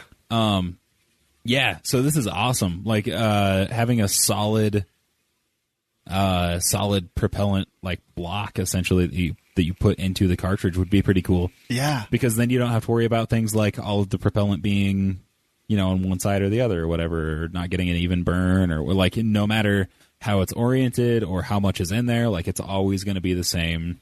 Your burn's going to be consistent. You could potentially figure out the structure that would burn the most efficiently and print that. It also creates a whole new like additive engineering or additive manufacturing idea here, where like there's stuff that we can do with additive manufacturing that you couldn't even think about doing with traditional right, because I mean CNC machines and stuff. Most gunpowder is extruded, right? Like they push it through forms that figure out the sizes, and the way that it burns is like how much velocity you can get out of it is how quick it burns, and like how much surface area there is compared to like to be able to 3D print the propellant and figure out, and this is the first blush at it. Like, just imagine once they get it dialed in and they can 3D print the one that burns the best with the most surface area and the fastest and gets the most velocity. Right. Or say you don't want the most velocity. Say you want subsonic, but you have this one spool of, propellant impregnated resin or whatever. You can print a different structure that'll burn less efficiently and maybe a little slower. And now you have a subsonic cartridge, or you just still have the same structure, just print less. Yeah, you get the resin printer. You put like 50 models on your deck, and then literally just print all of them. There's no powder drops. There's no anything. You just pop it off, drop it in the case. Yeah. But it's going to take a lot longer to print than it will to drop powder. 100%. But you're going to have like literally the most accurate that you can possibly get. I mean, the resin printers look pretty good. I don't know if you've seen like the action figures that they print with them. Yeah, the resin printers are amazing. Yeah, they're cool. Could you print a projectile as well? I don't. Well, okay, so I mean, technically, that guy printed in 1911. So yeah, I mean, but that was metal sintering. Trevor F said that's basically solid rocket engines for ammo. Yep. Yeah. I mean, technically, you could potentially produce something that is undetectable by most metal detectors. Dragon Arcadia said they've said before the next big innovation in firearms will be a new propellant. Maybe we're there. Yeah. Well, the problem, Aaron, is that if you're 3D printing your projectiles, then you're sacrificing mass and hardness, basically. I mean, it's a plastic projectile is. I mean, metal 3D printing does exist. If you can do metal 3D printing, but then he's thinking, that could get around being detectable. Right. Which, I mean, lead is already not really detectable by metal scanners. But an X-ray machine would pick up the void of where the lead is. Yeah. You've still got primers, which are steel. Yeah. Yeah. But maybe this is a step towards solid. State caseless cartridges. Caseless, thank you. Caseless cartridges. Yeah. Because thank you, I appreciate that, Savage. Because with something like this, you could print a rigid structure. Yes, structure that you could put the projectile down in, or on top of, or whatever. Somehow combine or seat together. You still have a lot of the issues that caseless ammunition has had in the past, like how do you carry heat away from the action, but. I mean, this is pretty cool. This is a big step. I think with the plastic case ammunition, they more or less discovered that, it's insulation, so it actually prevents the heat from getting to the action. Yeah, but I mean, with caseless ammunition, you don't have anything. You don't have insulation or a heat sink. Right. Yeah, but I think this is kind of a combination, though. You could probably combine. It would still be somewhat of a case, but it would be a 3D printed case with the resin and the case and the. But what if the 3D printed case is the propellant? No, God, this is caseless that we're talking about. The case is the propellant. It's getting a little hung up over terms, but then it's caseless. Nick F asked a really good question of how do you ignite the propellant? You'd still need a primer. I mean, any traditional means or non-traditional, you could go back to those electronic Remington rifles that used an electronic primer and a little button behind the trigger that set them off. I mean, there's all kinds of stuff you could do. There's our boy Control Pew and in chat. Now you're speaking my language, he says. Brian, what do you think? 011010001. Right. Brian, what do you think? 3D printing propellant. Did you just ask him to eat your ass, Aaron? Go ahead, Brian. I was wondering what the ATF is going to say. Like, you know how everybody freaks out about like the 3D printed guns and everything. I imagine them freaking out about caseless projectiles and everything like that. That's going to be weird. Totally, 100%. It'll be interesting. Yeah, I didn't even think about that actually. Dennis said flintlock.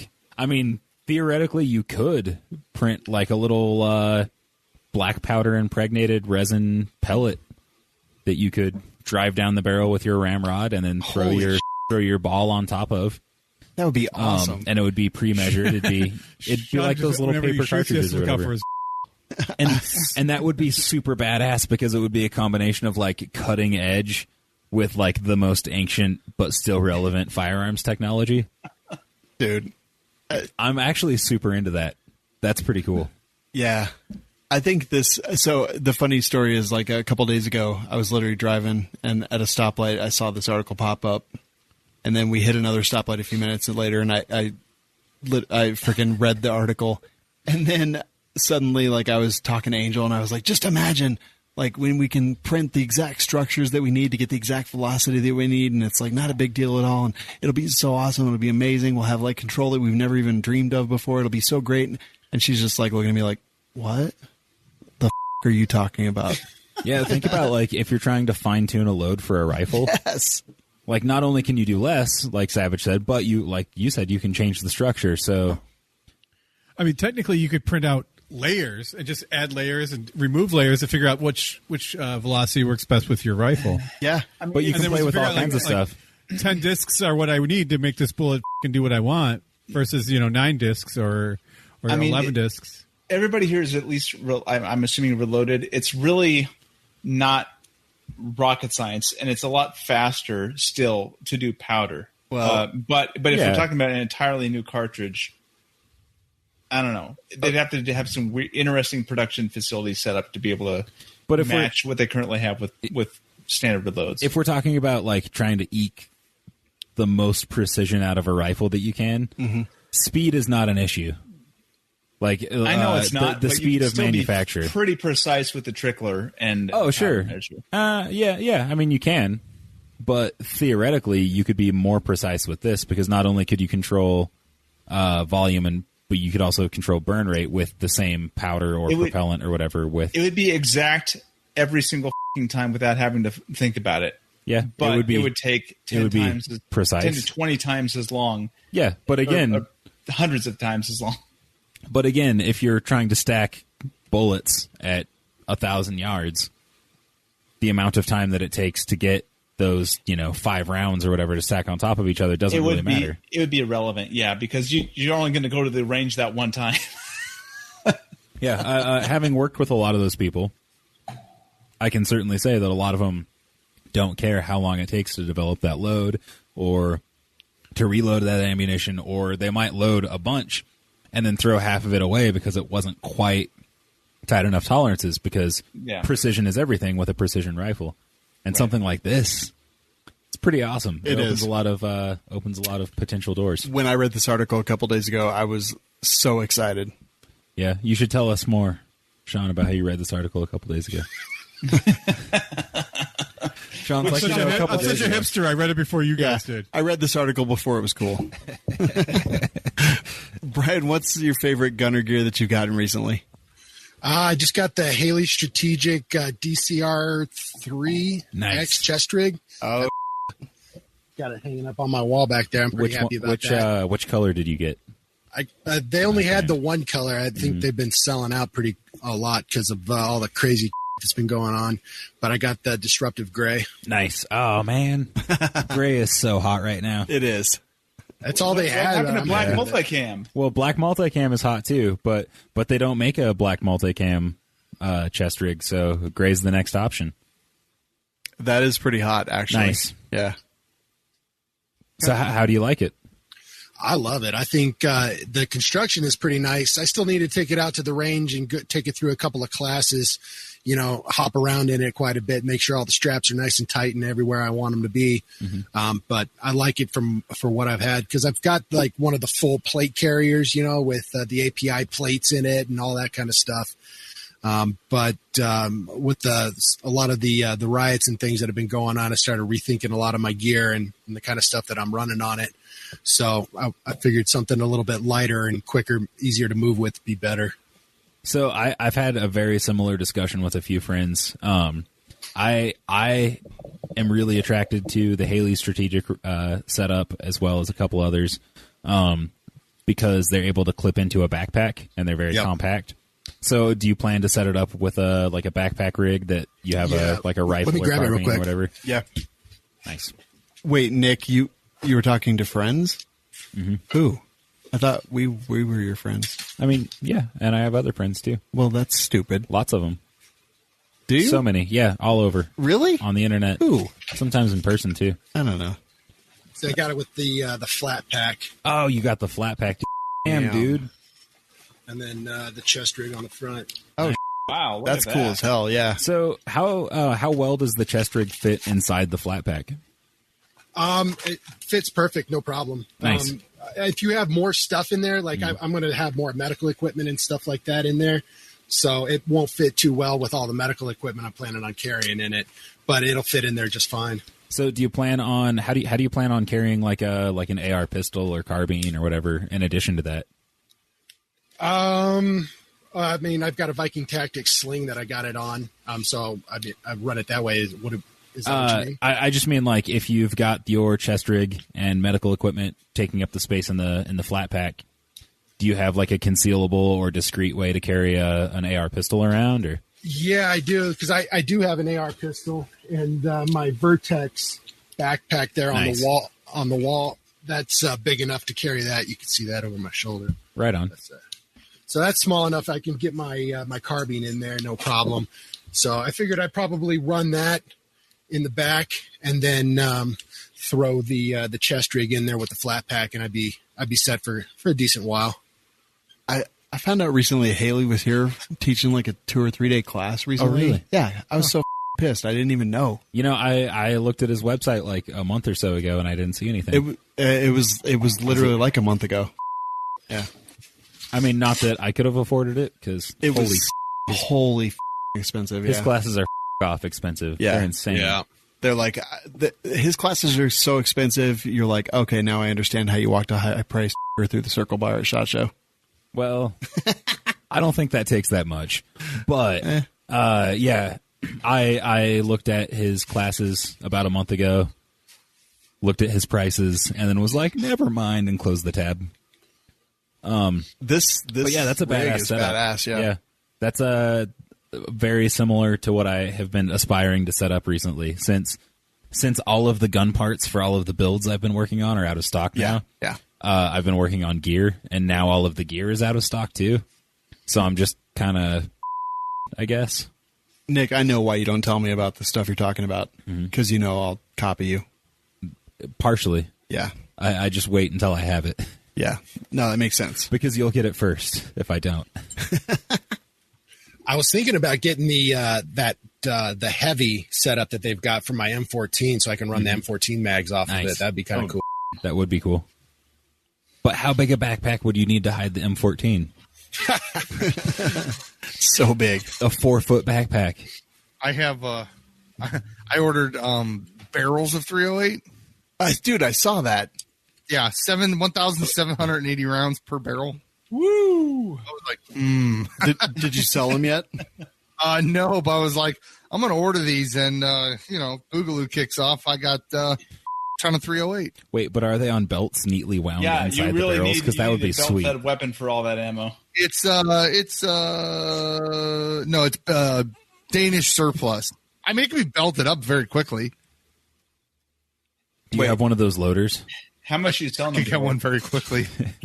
Wait, Nick F., he said, my family ate my cake while I'm outside watching the show. I think it's his birthday. It is his birthday. Happy birthday. Hey, birthday, Nick happy F. birthday, Nick F. It's cool. It's cool, actually, Nick. Yeah, Actually, cool, man. a buddy of mine. Text a buddy of mine who just got a M60. Nick is like top 5 in my list of like top 5 Hispanics. He's one of my favorites. He's top 1 in my list of Nicks. He's the only Hispanic Nick I know. Whoa. I'm sorry. Oh, we're knife fighting. Kind of slow there, old man. Well, I was looking at you out of my side eye. Yeah, it doesn't matter. So, yeah, these Haley Strategic are that's pretty sexy slick. AF. It was on the fence between that one and the Mayflower. I know the Mayflower's got some pretty decent rigs. Yeah, Nick loves the Mayflower. I like the Mayflower. I've been eyeballing the I did this, I think, last week, too, where I couldn't think of the name. It's Spiritus? No. Yeah, the Spiritus micro chest rig is the other one I've been eyeballing. At this point, like the Spiritus comes in multicam black, which I have a ridiculous obsession with right now. And I got an email while I was waiting in line to get coffee last weekend. I think it was last weekend or the weekend before that it was in stock. And by the time I got my coffee and got out of line, I went back and it was sold out. So at this point, it's kind of like whatever one I can get to first. Yeah, the Haley has God's Plaid, but no multicam black. Yeah, well, I already got the multicam black. It's on Amazon. It is literally listed as multicam black. Yeah, so I got a super cheap Chinese rig, like micro chest rig, to hold me over to like play with and train with until I can get a decent one. And it was listed as multicam black. CUM? Yes. CUM. So when I got it, get it off RedTube or something. And overall, like I got it off Amazon, and overall, like it's not bad. I paid like $25 for it, and for $25, I'd buy it again. But I went back and left them a review and was like, it's decent, except it promised multiple orgasms in the title, and I, while wearing the chest rig, have not achieved multiple orgasms. So buyer beware. Maybe you're wearing it wrong. Yeah. Apparently. You need to get with Amazon customer service. Yeah. Am I supposed to like cinch this around my waist? Oh my God. I spent like 30 minutes at Amazon customer service today and got nowhere. Really? Yeah. You're doing it wrong. I was so fucking mad, dude. Usually at the slightest hint of Karen, they're like, here's your money back. No. These I'm so sick of the fraudulent sellers they have on their website. Yeah. I'm like, okay, well, first of all, Amazon.com is what's on my credit card bill. Mm-hmm. I paid you. I ordered it on your website. I really don't give a about who the seller is. Like, I'm not waiting for them for support. Like, you guys need to fix it. Mm-hmm. Yeah. I got robbed for about $200. Oh. Yeah. Was it for your hoverboard? No, shelves. For the office here. Okay. Yeah. I was so fucking mad. I'm still so fucking mad. Let me just even go further. I got robbed by Amazon, and I have to wait 2 days for the seller to respond. And I swear to God, if they tell me that I have to ship it back, I'm like, I spent like 2 hours putting this together to realize it's the wrong thing. Oh, funny. And then I ordered from Walmart the exact same cost, $200 in shelving, and they canceled it like an hour later because they were out of stock. I drove to the Walmart, and they had them. They were completely in stock. Yeah. So I bought them there. So now I have 2 charges from Walmart today for $200 each. And, I finally got the shelves. They're right there. So, yeah, shelving is a very sore subject for me right now. I don't see any shelves. They're right there in boxes. Oh, in boxes. Okay. Yeah. Yeah, it seems like shelving always goes sideways for you. It does. I just don't understand. I was so don't buy today. shelves anymore. Yeah. Just stack your things on cardboard boxes. John Doe said, did you order it from fulfillment? I charge back. I am absolutely thinking about doing a chargeback. Should have got shelves from Wayfair. Because they come with something that'll actually put the shelves together for you. I'm going to tell you right now, if I open a box of shelves and there's a kid in there, I'm going to lose my just parts of one. Not a whole kid. You know what would be worse is if you got the box and there weren't any holes poked in it. Wait, Aaron, you changed it. I did, because I remembered I had something else I wanted to talk about. All right, that's fair. Birthdays? Oh, now I got to change it. Oh. What you gonna do now?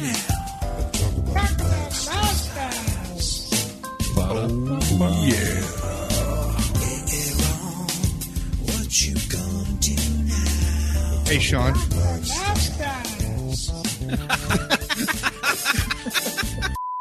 Wait, Jeremy, you hear music playing, right? I don't care. I'm done. I don't Shawn. give a shit. Just stop it. It's annoying. Didn't you already play it once? No. I don't care. Okay. Whatever. Hey, Jeremy, It's yes. over. Hey, Jeremy, what? No, off. Never mind. I don't even care now. What's up, Oh, my Jeremy? God. No, off. No, you made us laugh. It was awesome. What? Talk talk about Jeremy. You just made me horse snort. You did. I heard that. I thought it was a fart. What, Jeremy? That was all I had to say. Hey, Shawn. No. Now I gotta know. That was it. No. Hey. If I don't find out, I'm gonna lose my now. What, Jeremy? Yeah, now it's built up way too much for something that wasn't that You made good. it a big deal. It's not a big Just deal. not It wasn't. She's not going to live up to it. So, like, no, just move on. We're done. We're done here. Come on, Jeremy. Wow. I didn't know Jeremy was a woman. Lowered expectations. So, Brian, when you were deployed with the Marines, did they act like this? Yeah, pretty much. Yeah, that's pretty neat.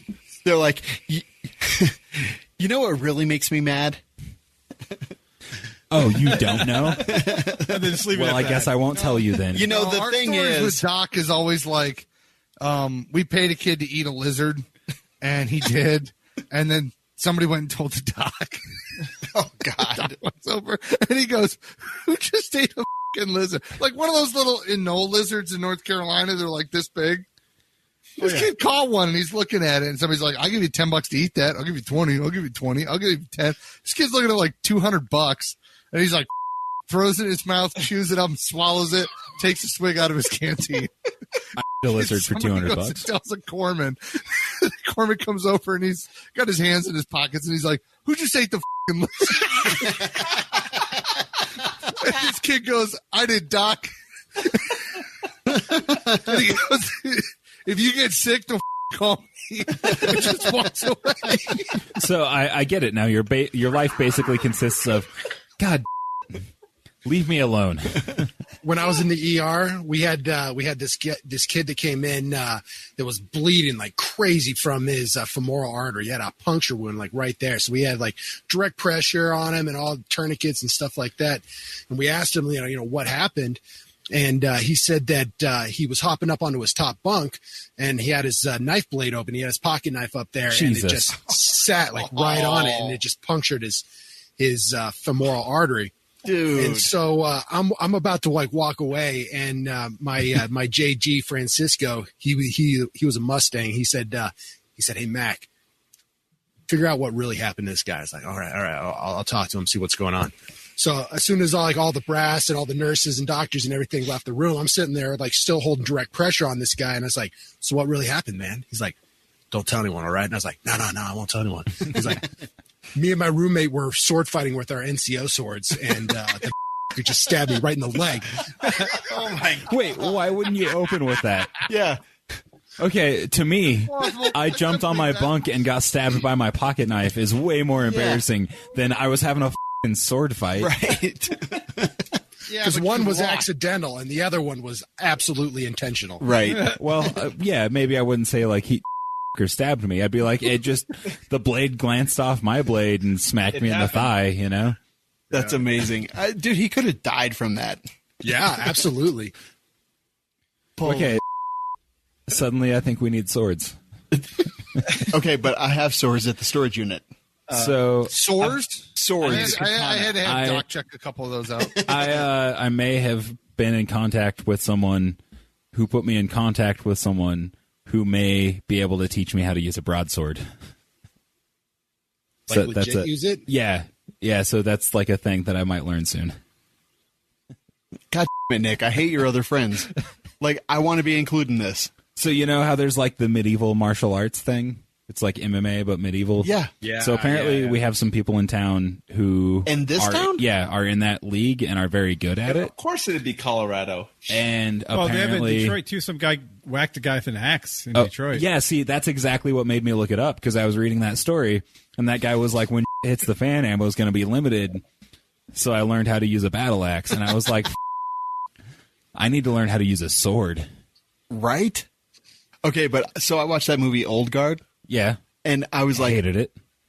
I thought it was great. I Did not loved like it. I was like, oh, gunfighting and sword fighting / axe fighting, I'm in. Yeah, Oh, it was a now good I movie. gotta watch this show. It's Yeah, I so thought it was good, really dude. good. I was like, I want them to make 700 movies in this universe. Right. Keep them coming. Keep them coming. Yeah. Brian, did you watch that yet? No, which one is it? It's Old Guard on Netflix. It's Charlize Theron. It's like John Wick, but like it's like I saw that. Highlander I was gonna watch it this weekend. and John Wick mixed. Except the gunplay is not very good. Dude, it's so good. no, I was it's like, not. this is fucking good squad tactics. No, there's like a scene where the chick gets all loaded up to go in and save everybody. It's the new chick at the end. Niles. She gets all loaded up to save everybody. She literally goes in, fires like 2 to 3 rounds from her gun, and then just f***ing drops it and abandons it. Okay, I will say that she was also the director of the movie, so maybe she just wanted to feel cool. I don't know, but like that happened a lot. There's one scene where Charlize Theron pulls out a pistol, shoots a couple rounds, and then pulls the slide off and throws it at somebody. It worked, didn't it? I was like, so you went into combat with like 5 rounds in your gun? The Chris Hemsworth movie Extraction. That was good. That was good. That was good. That's better than Old Guard. Yeah, I would rather watch that. Extraction was really Extraction was good. Extraction was also like a forgettable action movie. However, there's the part where he grabs the guy and swings him, and that guy snaps another guy's head so that the back of his head touches his spine.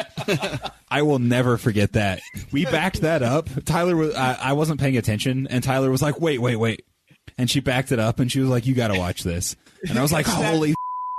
We backed it up and watched that one particular part like 7 times because of how over the top and ridiculous it was.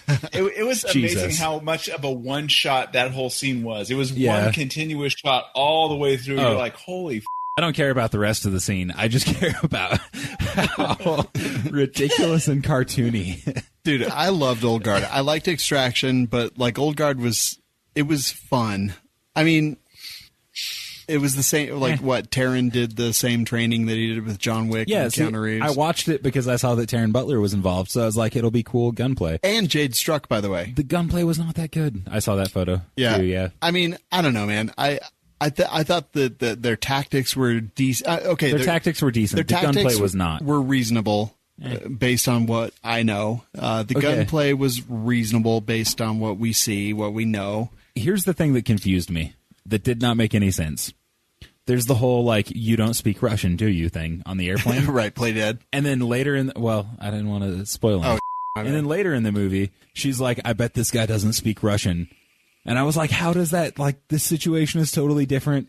It doesn't even play into that. It's just a random callback to something that happened earlier. No. And it's not even relevant to the situation. It was the exact same scenario. No, it wasn't. Yeah, it was. It was a total same scenario. No, it wasn't at all. It was. Maybe, Nick, are you sure you were watching the same movie? Yeah. Yes. Anyway, Brownells. He just said he wasn't paying attention. No, that was the other one with Chris Hemsworth, whatever. With Thor, yeah. Yeah, so anyway, Brownells, we love them. Lots of stuff on sale. They've got their R-bar cut slide for Glocks.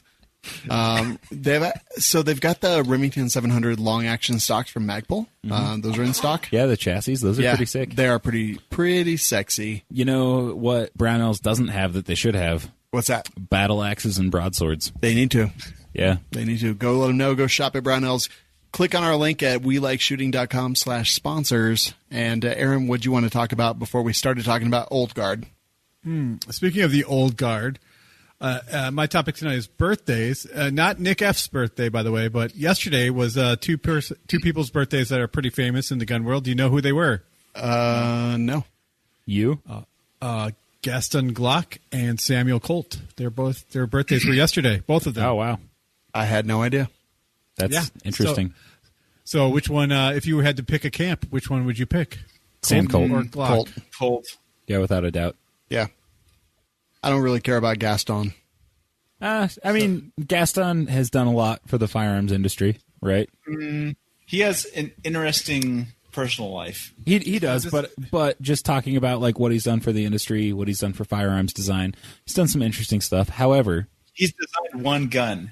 He has, and that gun has literally changed the pistol market. Okay, Gaston was not the genius. Their marketing and sales department were the geniuses. Okay, but like literally every pistol that has come out in the last 20 years is a knockoff of the Glock. I mean, and everyone's trying to beat every gun, new striker fire gun you see come out. It's like, this will be the Glock killer. Oh, dude, that Taurus G3C, like, I don't know how they haven't gotten sued by Glock.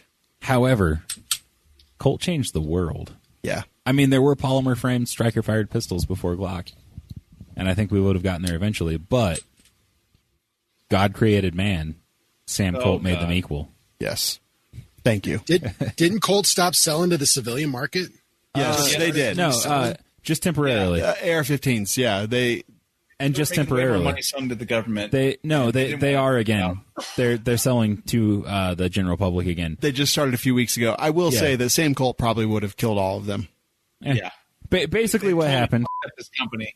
No, I don't think the AR thing or the not selling ARs to the general public thing was like. Basically, what they have said is that they had a big contract. They fulfilled that contract that basically took precedent over everything because they were making more money. They fulfilled that, and now they're selling to the general public again. That is true. It seemed like to me that they were just trying to get into that the civilian market again, at least because the gun sales have been going through the roof, right? Yeah, After all this stuff. Oh yeah. It just seemed like they're trying to get that money again. Honestly, it could Maybe. be, man. Yeah, I wouldn't put anything past anybody at this point. But I mean, either way, like, I don't see it. It like none of it was an anti-gun thing. It was just we can make more money this way. So Well, Anti-gun people were definitely declaring it an anti-gun victory. but well, of course, but they would declare anything anti-gun. Idiots. yeah, but like, I mean, honestly, like, if it was we don't want to sell these to the civilian market, and then they change their mind, like, we'll never know what the real story was. But if it was that, it was. But I mean, But I don't think I'm kind of where Nick is. It was like they had this big contract they had to fulfill, and then they kind of went back in when they saw the money was good. Because they're almost bankrupt and they don't have much of a choice. Yeah. Oh man, yeah. Colt goes bankrupt all the time. So does Remington. They're like Michael Scott in The Office. Bankruptcy. I declare bankruptcy. I declared it. Yeah. Michael, that's not how it works. Shut up, Toby. Toby and Oscar. All right. Whoa, Oscar's cool. Yeah, Oscar is cool. Angel just watched that for the first time, so now she gets all my references. Wait, really? Yeah. Yeah, like literally in the last month. How has she not seen The Office before? Dude, right? I'm like, 90% of my life is Office quotes. Yeah, Tyler watches it so much that I get sick of it. I love that show. Anyway, is that anything else on birthdays, Aaron? Nope, that's it. Should we talk about the movies some more? Wait, if I... No, go ahead. I was just going to say, if I had to choose between Gaston Glock, Sam Colt, and Nick F., who all had birthdays recently, and who had been the most influential, obviously, Nick F. Yes. Agreed. His 308 pistol, man. Cool Nick. Cool Nick wins.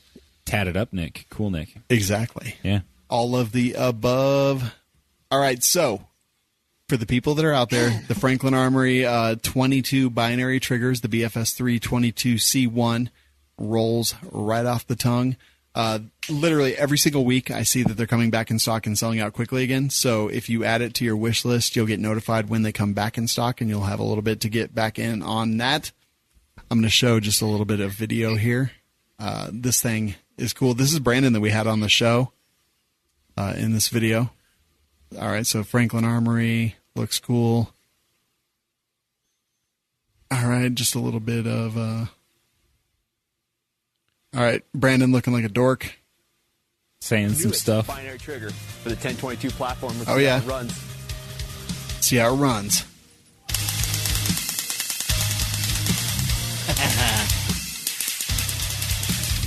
Quickly. That thing goes fast. Oh my god. Mine's faster. So this is SHOT Show this year. Shut up, Jeremy. Do you remember we shot those same guns? Yeah. Yeah, it was awesome.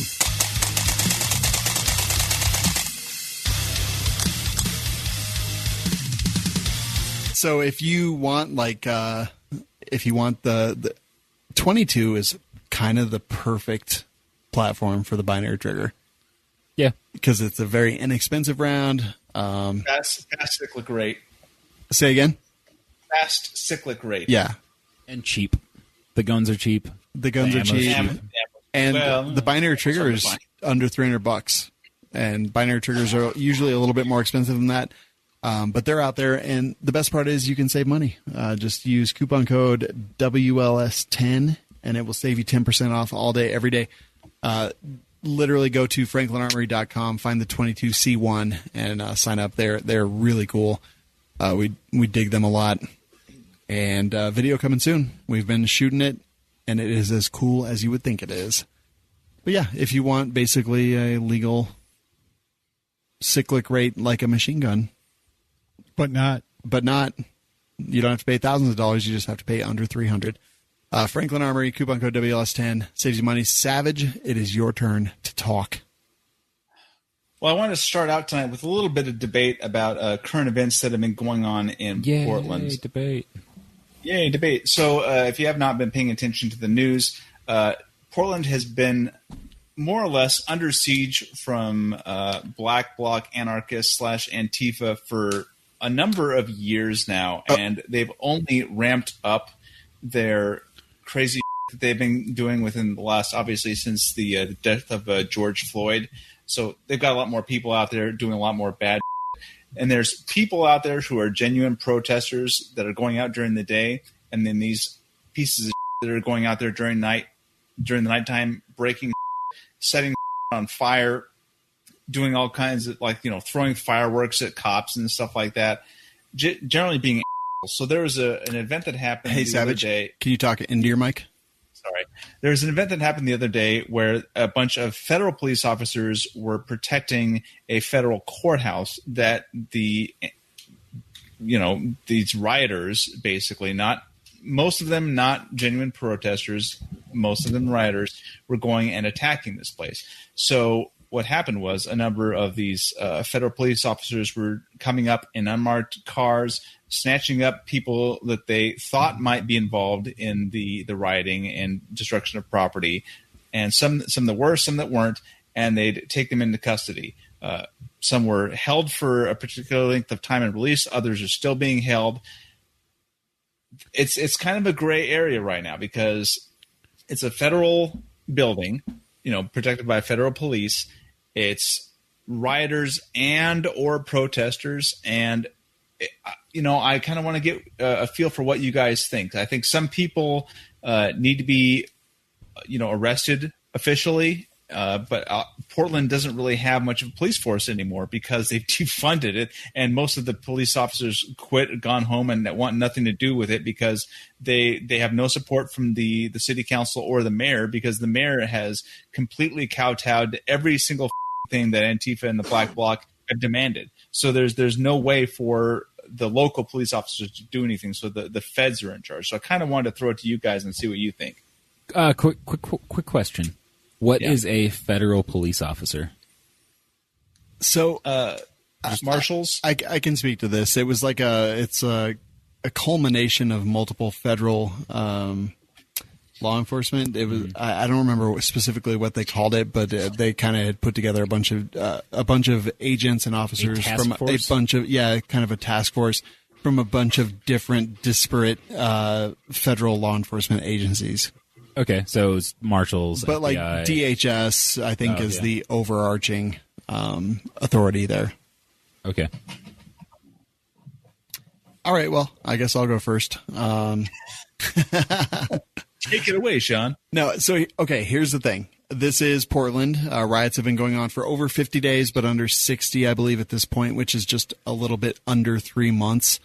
I want to start in Minneapolis. So Minneapolis mayor decided that they were not going to fight any of the rioting that was going on after the death of George Floyd. They told their police officers and law enforcement to back down. The city was destroyed for the most part. Lots of areas, lots of businesses, lots of residential areas completely destroyed and unusable to the people who live there, who work there, who own businesses there.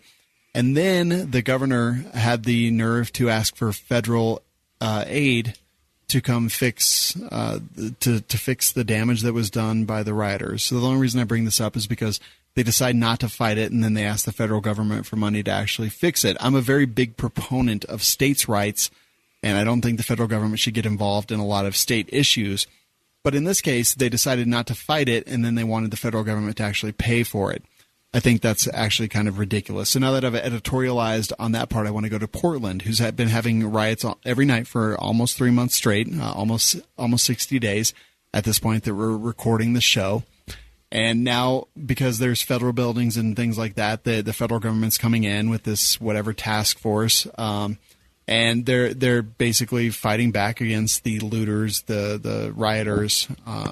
These are not peaceful protests. I don't think that this has anything to do with the First Amendment and the right to assemble and things like that. I don't think it has anything to do with that at all.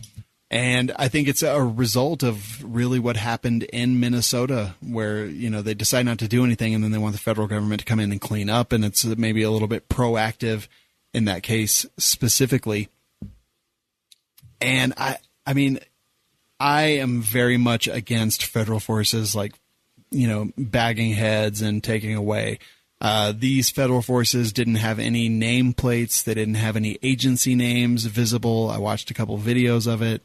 It was kind of, this is Brave New World. This is 1984. This is all the horrible things that we could possibly imagine happening to our country and the universe. But at the same time, I kind of understand it. I am so conflicted on this. It's no, the federal government should not be coming in and black bagging people and taking them away. But at the same time, I'm like, these got to be stopped, and the state's not going to stop them. So maybe the federal government does have to come in. I am against it, but I also kind of understand it. Brian, I'll go to you here. What are your thoughts on this? I think I've been paying attention. I've been trying to not pay too close attention, get too spun up about stuff. But I think one of the problems that they have is that the federal government is coming in and overriding the state on that stuff, and that they're not identified. And so some of the people are saying that that this is against the freedom of speech. They're trying to silence the protesters and stuff like that. But at the same time, they were also told, everybody in the area, hey, we're shutting everything down because of things are getting violent. If you're in the area, you will be subject to arrest. So all the people, yeah. So everybody that's there knows that that's the thing, that's what they're risking. They're risking arrest by sticking around. So it's kind of on them that they're sticking around and getting arrested because they're doing something they're not supposed to be doing. They're in bad places. So I think that's kind of the hard problem, though, is you can see how it's justified. You can see how, yes, the federal government should not be getting involved with it, but then the state's not doing anything about it. Someone's got to do something. And that's where I'm worried that's where they'll get us on, getting rid of more of our rights, because, you're caught between a rock and a hard place. Which one are you going to pick? Yeah. And actually, honestly, talking about that really does kind of help me come down on one side. I would dangerous freedom over safe. What's the quote? I'd rather have dangerous freedom over safe tyranny. I don't remember, but yeah, at this point, yeah, honestly, I'd rather the riots continue than people just being grabbed off the streets, black bag, thrown in a van, and who knows what happens after that. It looks like people are saying that they were just ticketed and then released, but why not just jump out and ticket them and then let them continue on their way? Why detain them? Yeah, I guess. I'm fine with federal law enforcement or forces or whatever protecting federal property, like a federal courthouse, for example. That's kind of what marshals are for, is they are the enforcement wing of the federal judiciary system, right? So a bunch of marshals outside of a courthouse doesn't really bother me. And yeah, like Shawn has said, the idea of a state or city asking for federal help means that they're going to have to give up some stuff. However, I don't like the idea of an unmarked van rolling up and jumping out and grabbing some people and throwing them in the van and driving away. In the video I saw, if it is legitimate, if it is real, there's been some argument, some debate. Those guys didn't identify themselves. They didn't inform They didn't say, you know, what agency they were with, anything like that.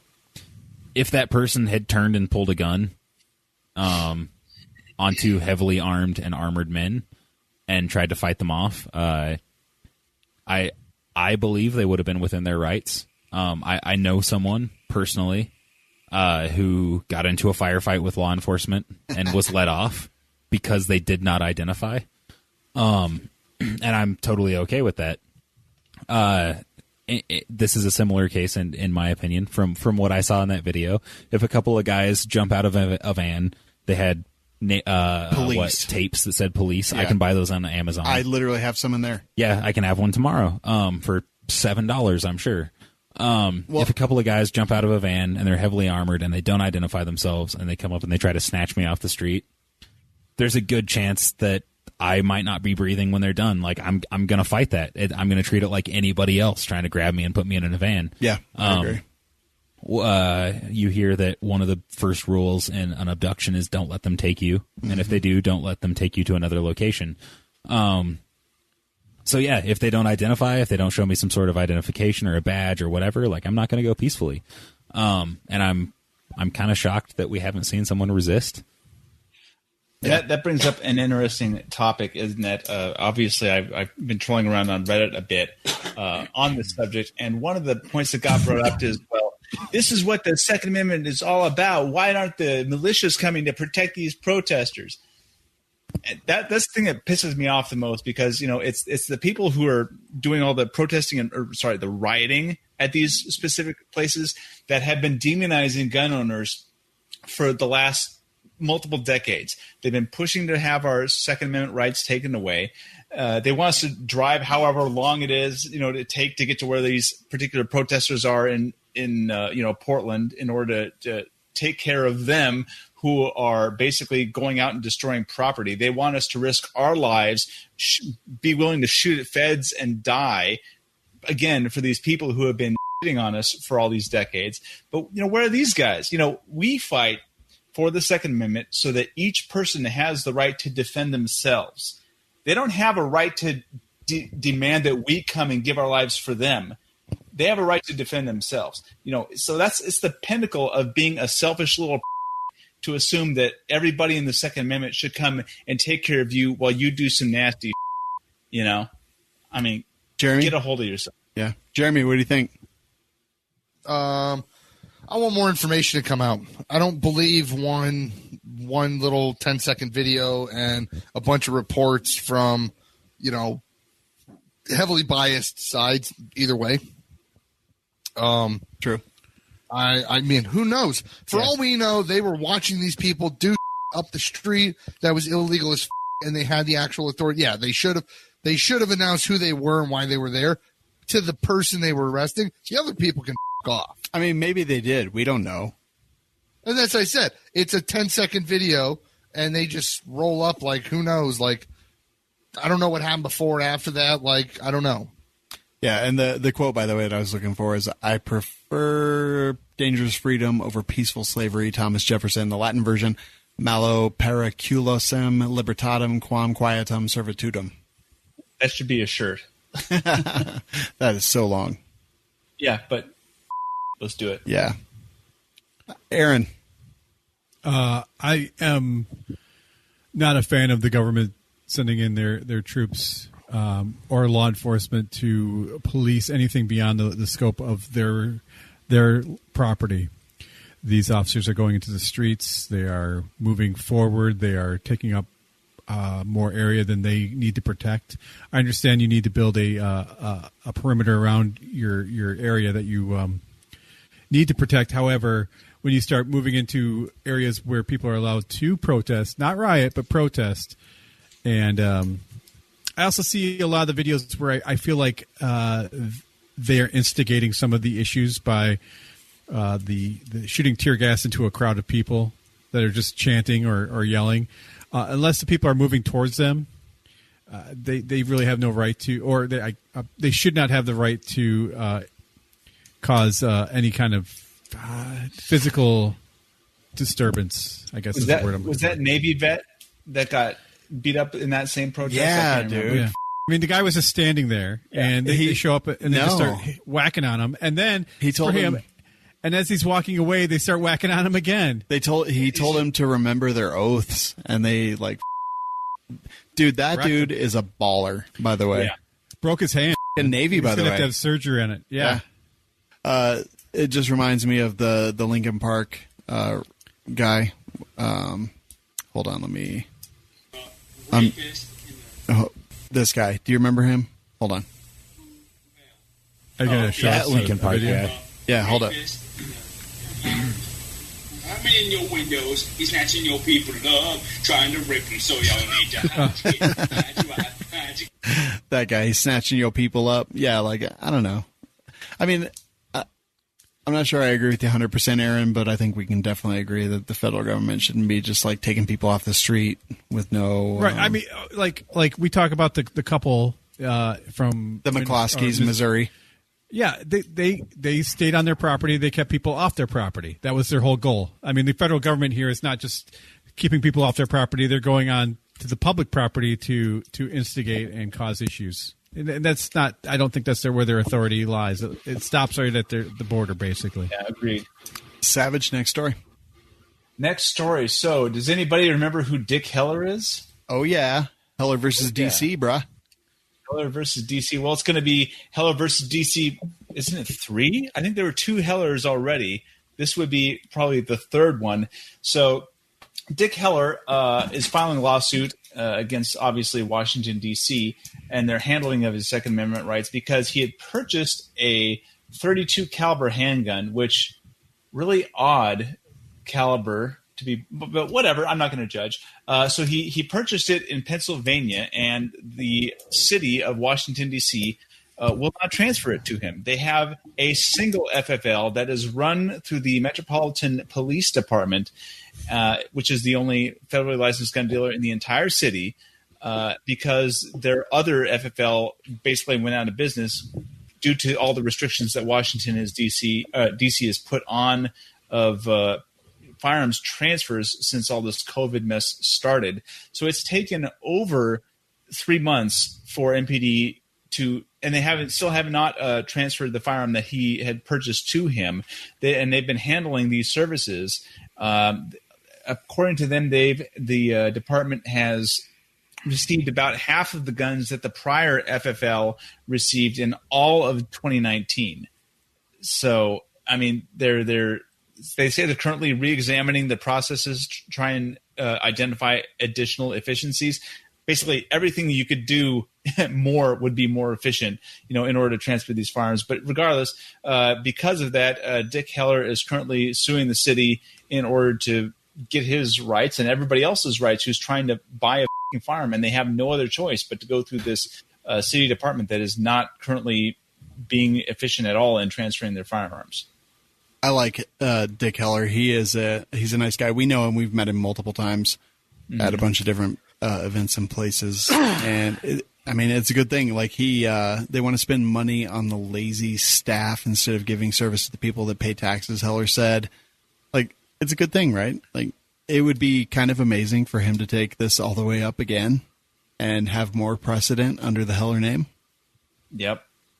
And the process that they go through is ridiculous. I mean, in addition to you have to make an appointment to go to MPD. You have to do the background check, get fingerprinted, pay an additional $170 for all the fees. Then you come back later, and you have to schedule another appointment at some time in the future once your application has been approved, and only then can you take possession of the property you bought months ago.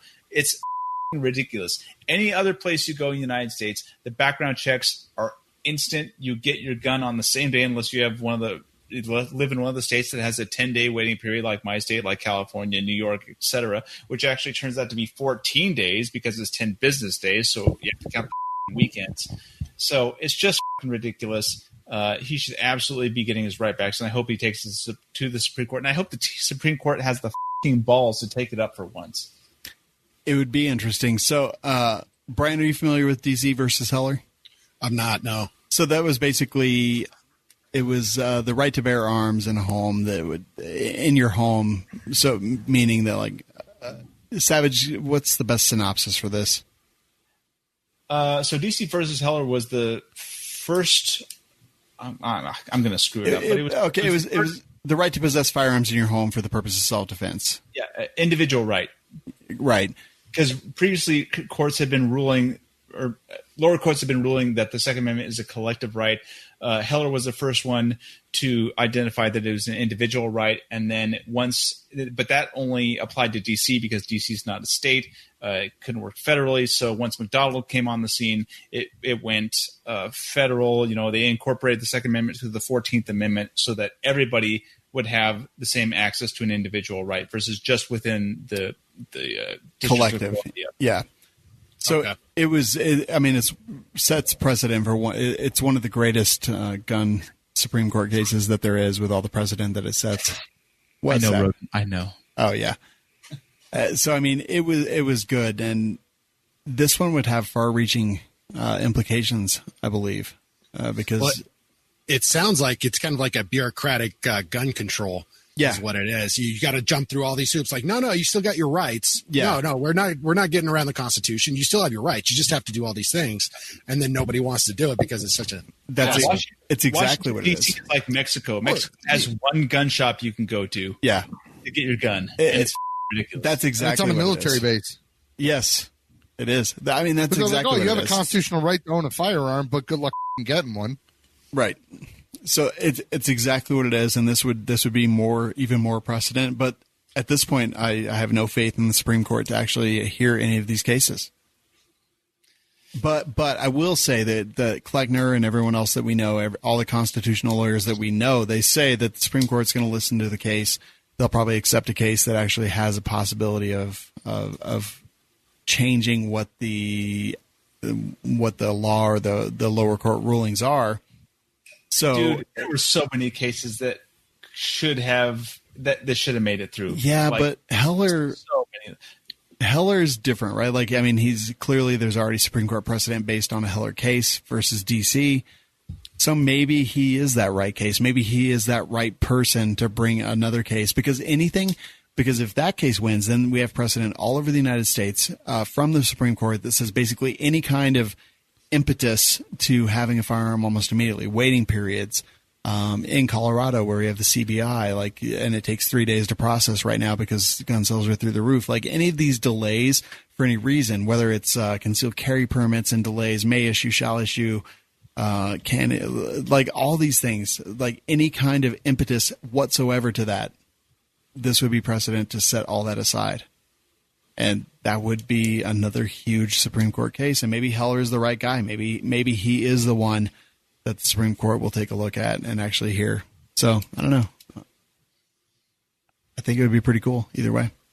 It would be. But we also have other good news when it comes to court cases. So, okay. Virginia, big hats off to GOA and the VCDL for kicking some ass over in Virginia. So Virginia recently passed a universal background check law.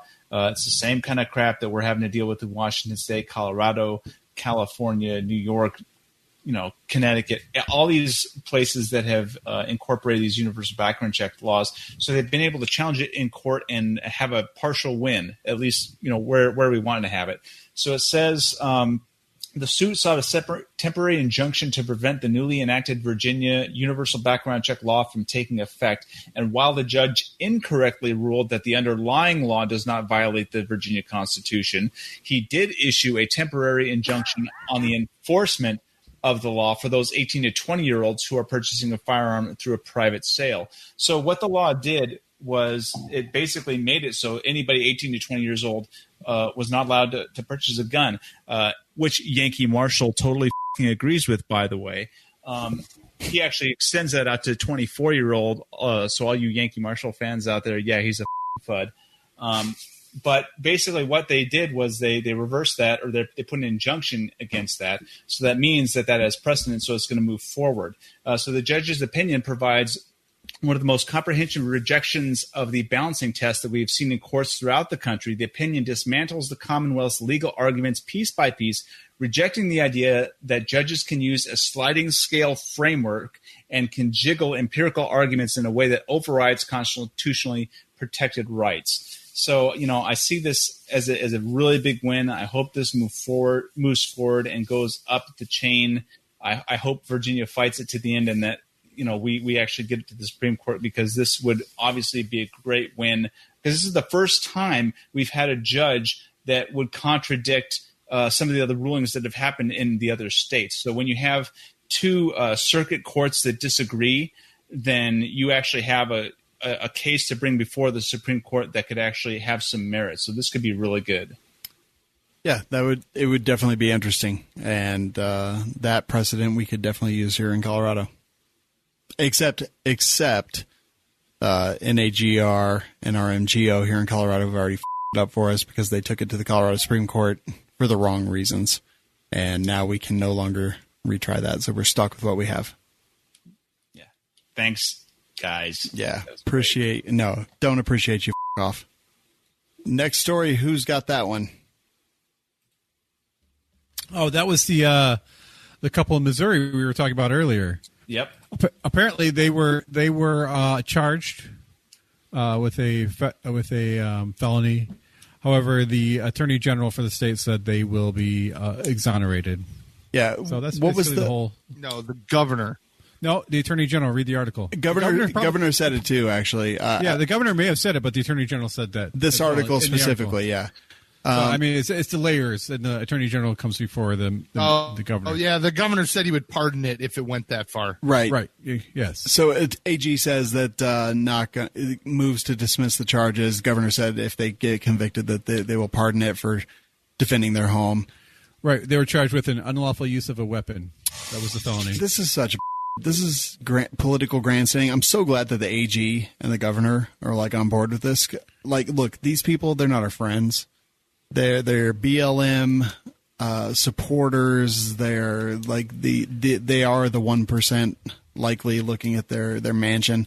They live in the same gated neighborhood as the mayor. And look, they're not our friends. However, they were using their firearms to defend what is theirs. I don't have any problem with that whatsoever. They were irresponsible. They were horrible at gun handling. But they were using their guns to do exactly what we would hope we would do if confronted with the same thing.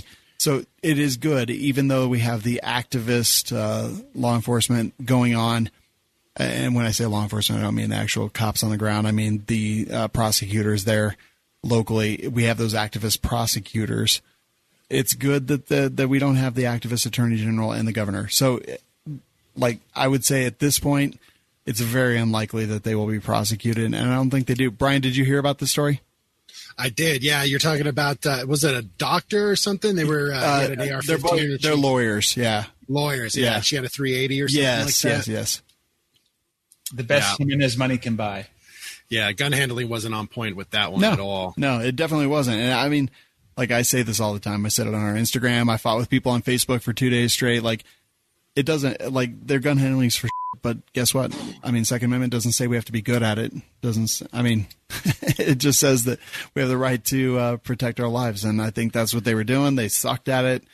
But that's just the fact of it. I think that they are generally the average gunner. But nonetheless, were effective. Yeah, they were effective. Nothing got burned. Nothing got destroyed. Again, no, I have two issues with this. First of all, I think they didn't need to be on their lawn with the guns. I didn't see their house being damaged or attacked. Yeah. But again, it may have been because they had guns. Yeah, it may have been. Yeah, but we'll never know otherwise. Yeah. But the camera angles only show this. But the other problem I have is my fear. It's not a problem. My fear is the BLM movement is going to see this and be like, oh, they're white privileged people. Of course, they're not going to get prosecuted. I mean, they already went back and at him. Nick, what were you going to say? No. Oh, you raised your hand, or you did this? Maybe he was doing some sort of Hitler salute. Yeah. So, whoa, white power. Aaron. White power. No. Wow. No, I don't think that was it at all. Not. Yeah. I don't think I raised my hand at all. So, yeah, I mean, these people, they're I don't know. I think that they're the average gun owner. I've seen so many people come through concealed carry classes that I'm like, yep, I could totally see them doing that. And, yeah, I don't know. I'm glad that the leadership in the state is saying that they won't be charged or that they'll be pardoned. Churged. Yeah, purged, pardoned, whatever it happens to be. They won't be churged. They won't be any of that. And again, like, these are not our friends. Like, these are not people that I would hang out with. They're not people that support the Second Amendment. Doesn't matter. Don't care about that at all. John Doe asked me, were they at low ready, Aaron? I mean, I'd be okay with that. And I'll let you guys answer that question. Do you think they were at low ready? No, they were at high ready, finger on trigger. But look, don't put your finger on the trigger until you're ready to end the threat. Right. I mean, they were ready to end a threat. And listen, if it was my house, I probably would be doing the same thing. However, whoa, wait 1 second. No, when we talked about this the first time, you said you would not, that you would leave with your family. I would leave with my family if people start coming down my driveway. But if they're, I would be armed and ready to deter them from coming down the driveway. However, if they start coming down the driveway and in mass like that, I don't have enough guns to stop over 100 people from coming down my driveway. I think you do. Okay, I might. Trying hard enough. I might have enough guns, but I don't have enough shooters. How's that sound? I mean, I will 100% say that when we talked about this the first time, you definitely did say that you would leave, that you would not try to defend your home. Because I can replace my home, I can replace everything. I've got my turret ready. But I can't replace my family. I mean, you got more kids. There's still time, dude. I'm 40. I'm 46. I don't want any more kids, dude. I realize that I have the worst tan lines that have ever existed. What I got. I've got some tan lines too. So. Really? Jeremy. Okay, you win. Really? Right. Jeremy wins. All right, Brian. What are you rocking? I got. Oh, pasty white, bro. Yeah. I stay inside all the time. I can see him. Feeling like a Yeah, Jeremy.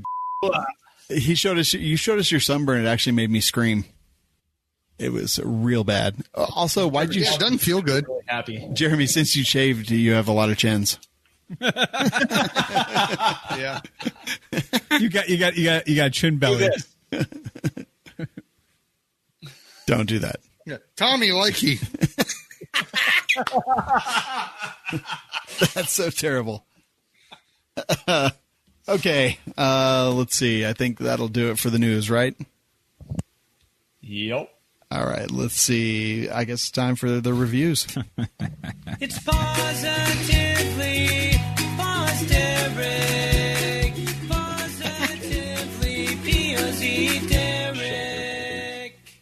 Yes. Damn. Who's Kenny Chesney? Is he a country singer? This one? He is a country singer. Damn, Aaron got them shoulder boulders. Hey, Daddy. From lifting boxes all day.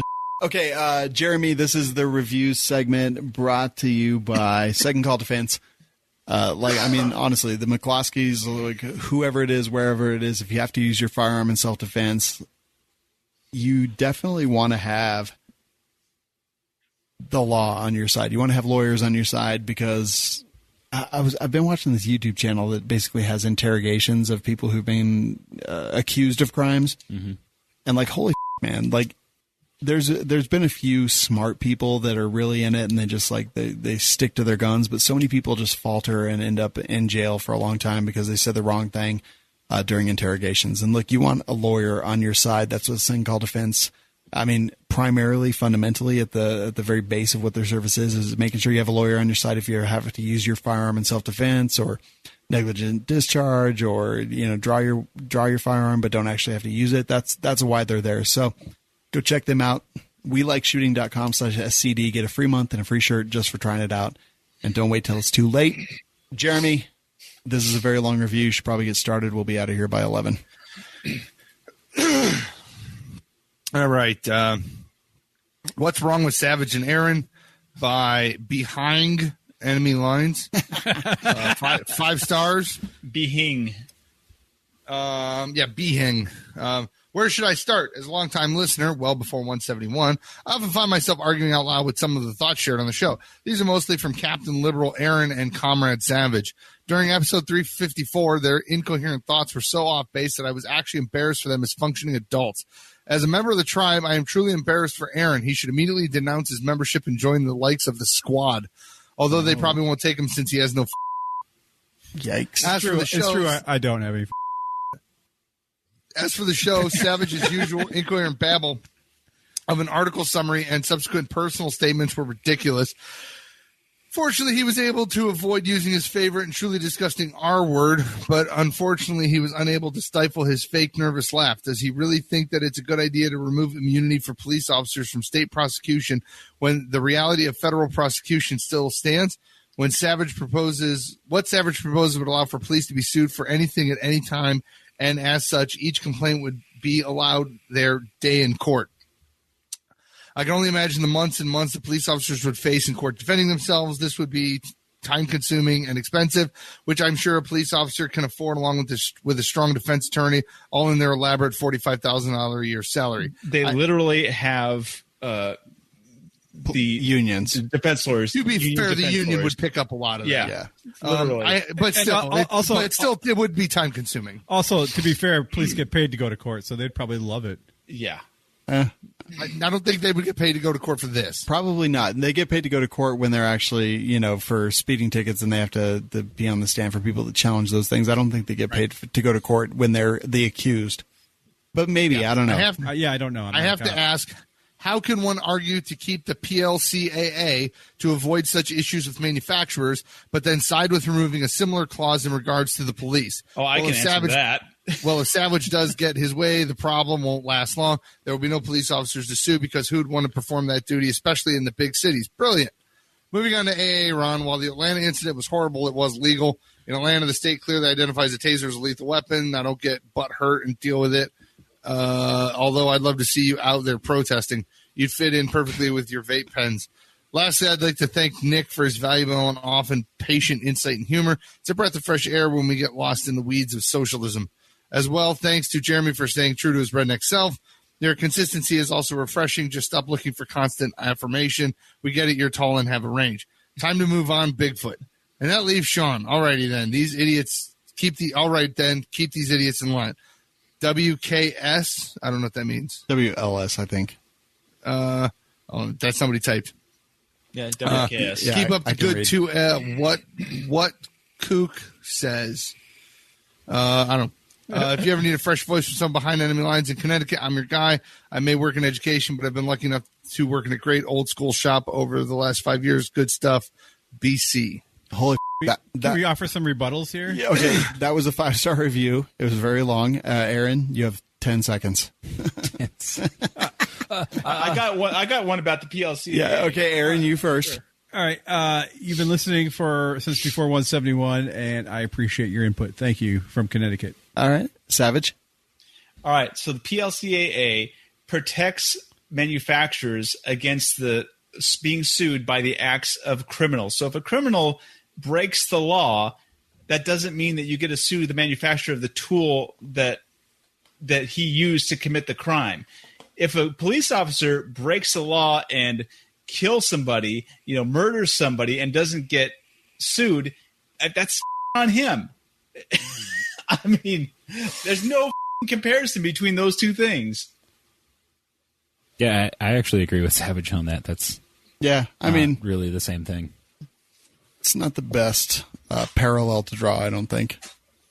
PLCAA, I totally agree with. The point is to not have frivolous lawsuits.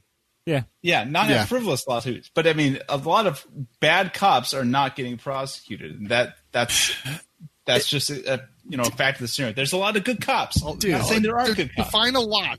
Well, it's just like we say about unions, right? How can you define a lot? Yeah, it's like impossible. It's just like we say in an anecdotal way. It's just like we say about unions, right? Like they served a purpose when they first started. Now they're basically bloated ways to enrich different machines. people. Yeah, they're political machines. Qualified immunity existed for a reason. Maybe it may have gone past where it's 100% useful. But the problem is if we get rid of qualified immunity, I guarantee in another decade or two, we're going to have it right back because the reasons that we put it in there in the first place are going to rear their heads again. We'll see a huge downturn in police officers and eventually qualified immunity will go back in place because it exists for a reason, right? I'm not saying it's great. I'm not saying it's just like unions. It existed for a reason. It may have become bloated and misused. And then if we take it away, it'll eventually be back. I don't know. Brian, any thoughts on any of that? Well, I think it's one of those. The system might not be perfect, but you don't just throw out the whole system. You change it. You make changes over time, and you perfect it. So it shouldn't be just thrown out. You should just, I don't know, just come up with a better way to do it. Different times, different measures, different solutions. Well, that's the problem. Every time somebody wants to burn down a system that's in place, they always compare the system that's in place to perfection. They never compare it to reality. Well, right. They always, American healthcare system. They don't compare it to socialized medicine in other countries. They compare it to what they think the perfect healthcare system is. Well, nothing's going to live up to that. We all get, doctors make millions of dollars a year, and we don't pay for it at all, and it's funded by money trees that grow up in the courtyards of hospitals. Right. Perfect. All right. And nobody dies, and the world ever expands, so we don't run out of room, and overpopulation isn't a thing. And diabetes doesn't exist, Aaron. I wish. Next review, Jeremy. This is a fun one. All I right. can't wait for this. Next review. I don't know. Okay, I'm calling Poe's Law on this guy. I've got so much to say about this. Offers no value. Jack Strickler, 5 stars. Here's No. my review of the 5 hosts. No. One It's not star. 5 stars. 1 star. I'm sorry. Yeah, 1 star. Sorry. It's Force Habit. It is. Yeah. Offers no value by Jack Strickler, 1 star. Here's my simple review of the 5 hosts. Shawn is simply a defender of a honor thief. Aaron is just an idiot. Jeremy does not value the Constitution. Whoa. Savage is just a coward. Nick just sits in the bathroom all night. Now, to be fair, that last one might That last one's right. Yeah. So when we read this before the show, You got Nick. when we read this before the show, that was exactly what I said. I was like, okay, on that last one, that's fair. Nailed it. All right. So first of all, let me say this person has been a listener of the show for years and years and years and years. We've met him multiple times in person. So this all comes back to the fact that he is a Yankee Marshal supporter. So the funny part about this whole review right here, and Brian, we rarely get anything but 5-star reviews. So I really enjoy when we get something other than that. Yeah. We made a shirt of one of our 1 stars. Dude, it's my favorite shirt ever, actually. This one doesn't even qualify. It's worthless. No, so the terrible 1-star review. This dude is he's a minion of Yankee Marshal. And the funny part about this is simply defender of an honor thief. Well, Yankee Marshal came out after his original video and said that he was completely wrong, basically, and then wanted to challenge Mr. Guns and Gear on a bunch of different things. So I'm sorry that you're such a follower and an acolyte of the Yankee Marshal that you posted this 1-star review, and then he immediately reversed his position, and now you look like a sorry little. Wow. John Doe, I always That's on the list, condemn Yankee Marshal. Yankee Marshal's a tool. No, I mean, like, dude, we know Yankee Marshal. Like, we've met him multiple times. I always thought he was a decent dude, but He's been on the show. He has been on the show, but the problem is like, dude, he's gone too far. Like, the whole thing about Mr. Guns and Gear, like, he even came out and he fully admitted that his information was faulty and stupid, and then wanted to challenge him on other things. Yeah. So then he went on to attack him. He didn't even apologize. He says, "Oops, I was wrong." But So If you're going to go after somebody that hard, yeah. if you're going to go after somebody that hard, you better be right. Yeah. So I'm going to say this right now, like, defender of an honor thief, like, give. That's all I got to say to you. Like, honestly, I don't want you listening to our show. Like, if you are listening right now, like, turn it off, unsubscribe, and like, literally go yourself. So what was the issue? Like Mr. Guns and Gear, he was like military, or Marshall said no. Yeah, he was military. Yankee Marshal got information from unnamed, a reliable source, unnamed and uncorroborated sources that it was stolen valor, and basically put out a video saying that Mr. Guns and Gear was like, well, here's my DD-214. Here's a bunch of people that can corroborate that I was in the military. Here's multiple DD-14. and then or Yankee Marshal 214s. comes out and says, "Oh, anybody can have a fake DD-214." Yeah, and then I he's just made like, one myself. And then he's like, oh, well, my information was incorrect. Like, I mean, like, it's just so ridiculous at this point. So this guy's mad because he's a Yankee Marshal acolyte, even though he's listened to WLS for years and years. We've met him in person. We've talked to him. Like, I actually thought he was a pretty cool guy. But honestly, like, go ahead, man. That's cool. I mean, the guy that you're defending right now, he literally came out and said that what he said was wrong, and then challenged a bunch of different dumb. So honestly, Jack, go yourself. Your 1-star review sucks, and so do you. I don't care that you're like 6'4". You're and All right, well, and Aaron is not an idiot. He's whatever a step above that is. and right. I mean, I do have a degree. I mean, Savage Yeah. is a coward. Is he? Savage is a I coward. disagree. I think Savage is the most likely of all of us to have bodies hidden under his house. I agree with that. Yeah. So I mean, look, I get it. You're a fan of Yankee Marshall, and that's totally fine. And obviously, yeah, Jeremy hates the Constitution. I mean, we right. don't even need to address that. Which is funny because Jeremy's like 100% true. the most constitutionalist of all of us. But okay, whatever. And yeah, Mr. Guns and Gear. Haven't you heard Jeremy all those times when he's like, the Constitution? I'm so sick of this nonsense. Like, honestly, if you're a Yankee Marshall acolyte, like, go hang out with him. Unsubscribe to our show. I really don't care. Like, it doesn't matter to me at all. If outrage is the product that you want to buy, go buy it because you're not going to find it here, and go yourself. And I'm sorry to our editor who has to bleep all that profanity out. You don't deserve this. You deserve better. Yeah, thanks. Thanks, Jack. That's your fault too. Yeah. So anyway, this is a guy who got butthurt because we didn't cater to the outrage mob, the cancel culture of the 2A world. And no, we're not going to. We're never going to. That's interesting. Cancel culture of the 2A world. That's interesting. It exists Mr. Moral just as much. superiority who determines who's pro gun and who isn't, and who's a true 2A supporter and who isn't. Yeah, Yankee. I've had it with that. I'm done with it. So anyway, bye, Jack. Off. All right, I guess that'll do it for the night. Love WLS is a place you can go. You can find 4 different things there. You can support the show by buying swag. You can like give this water hat. to a puppy. You can give water to a puppy. You can find our Rooftop Rewards program. You can find our sponsors page and discounts to everything that is out there. Did Shawn just say we're not going to find out raids here? There's a whole segment of Jeremy going nuts. Outrage. Oh, okay. We're going to find outrage here. That's true. I mean, we may find outrage, but it's righteous. Is it?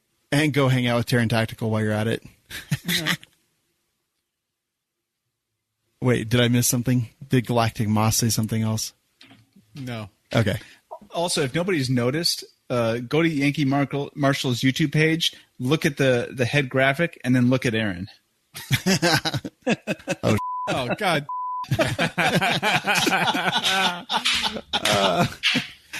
First of all, you should never go to the Yankee Marshall page. And you can find our gun cult also. It's all at lovewls.com. Suicide prevention line, the number is 1-800-273-8255. That number is 1-800-273-TALK, or you can text the number 741-741. Brian, thank you so much for joining us tonight, man. Where can people find you and everything you're up to? MountainManMedical.com and the YouTube channel, Mountain Man Medical. Feel free to drop in. I appreciate you guys having me on. I had a blast. Yeah, man. Always a pleasure. I'm sorry, Brian. Yeah. We owe you a drink or like 7. No, we do. Sure. You're in Colorado. 2. You're in Colorado. Come down. We've got whiskey here. Absolutely. Yeah, come down. Like right now. Colorado Springs. That's where we're at. Well, not right now, but you know. I mean, you can, but that has to do with manning the podcast studio for 24 hours. Yeah, that's true. Guys, we're here live every week on Monday and Wednesday night, and we're on demand every single day. Go to welikeshooting.com/show to subscribe. As we always say, thanks for listening. Get some medical training. And, Aaron? Shoot straight. Shoot straight. Beat you, Aaron. Ha. Okay, that review pissed me off. Did it? Yeah, like the normal 1-star reviews, I'm fine. But that one is just so stupid that it pissed me off. I was like, ha, he got me right. It is true. All right, so the titles that I wrote down were I have a medical condition. Who Ate the Lizard, Sword Fighting, Tan Lines, and Tommy Likey. I kind of like sword fight. Personally, I like Who Ate the Lizard.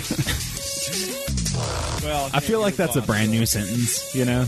Yeah. Who ate the lizard? Yeah. That's something that's probably not been said before. Yeah. And if it has, not many times. Oh, hey, Roden, by the way, you're friends with him on Facebook. Roden. All right, I'm out. See you, boys. Thank you. Appreciate it. Bye, Brian. Thank Talk you. to you soon. Bye, Brian. Oh man, I'm hungry. I was the last one that said bye to Brian, so if he dies, I was the last guy who got to say anything. Okay, Yankee Marshall. Did you think that show was worth $1? Help the cast by visiting lovewls.com.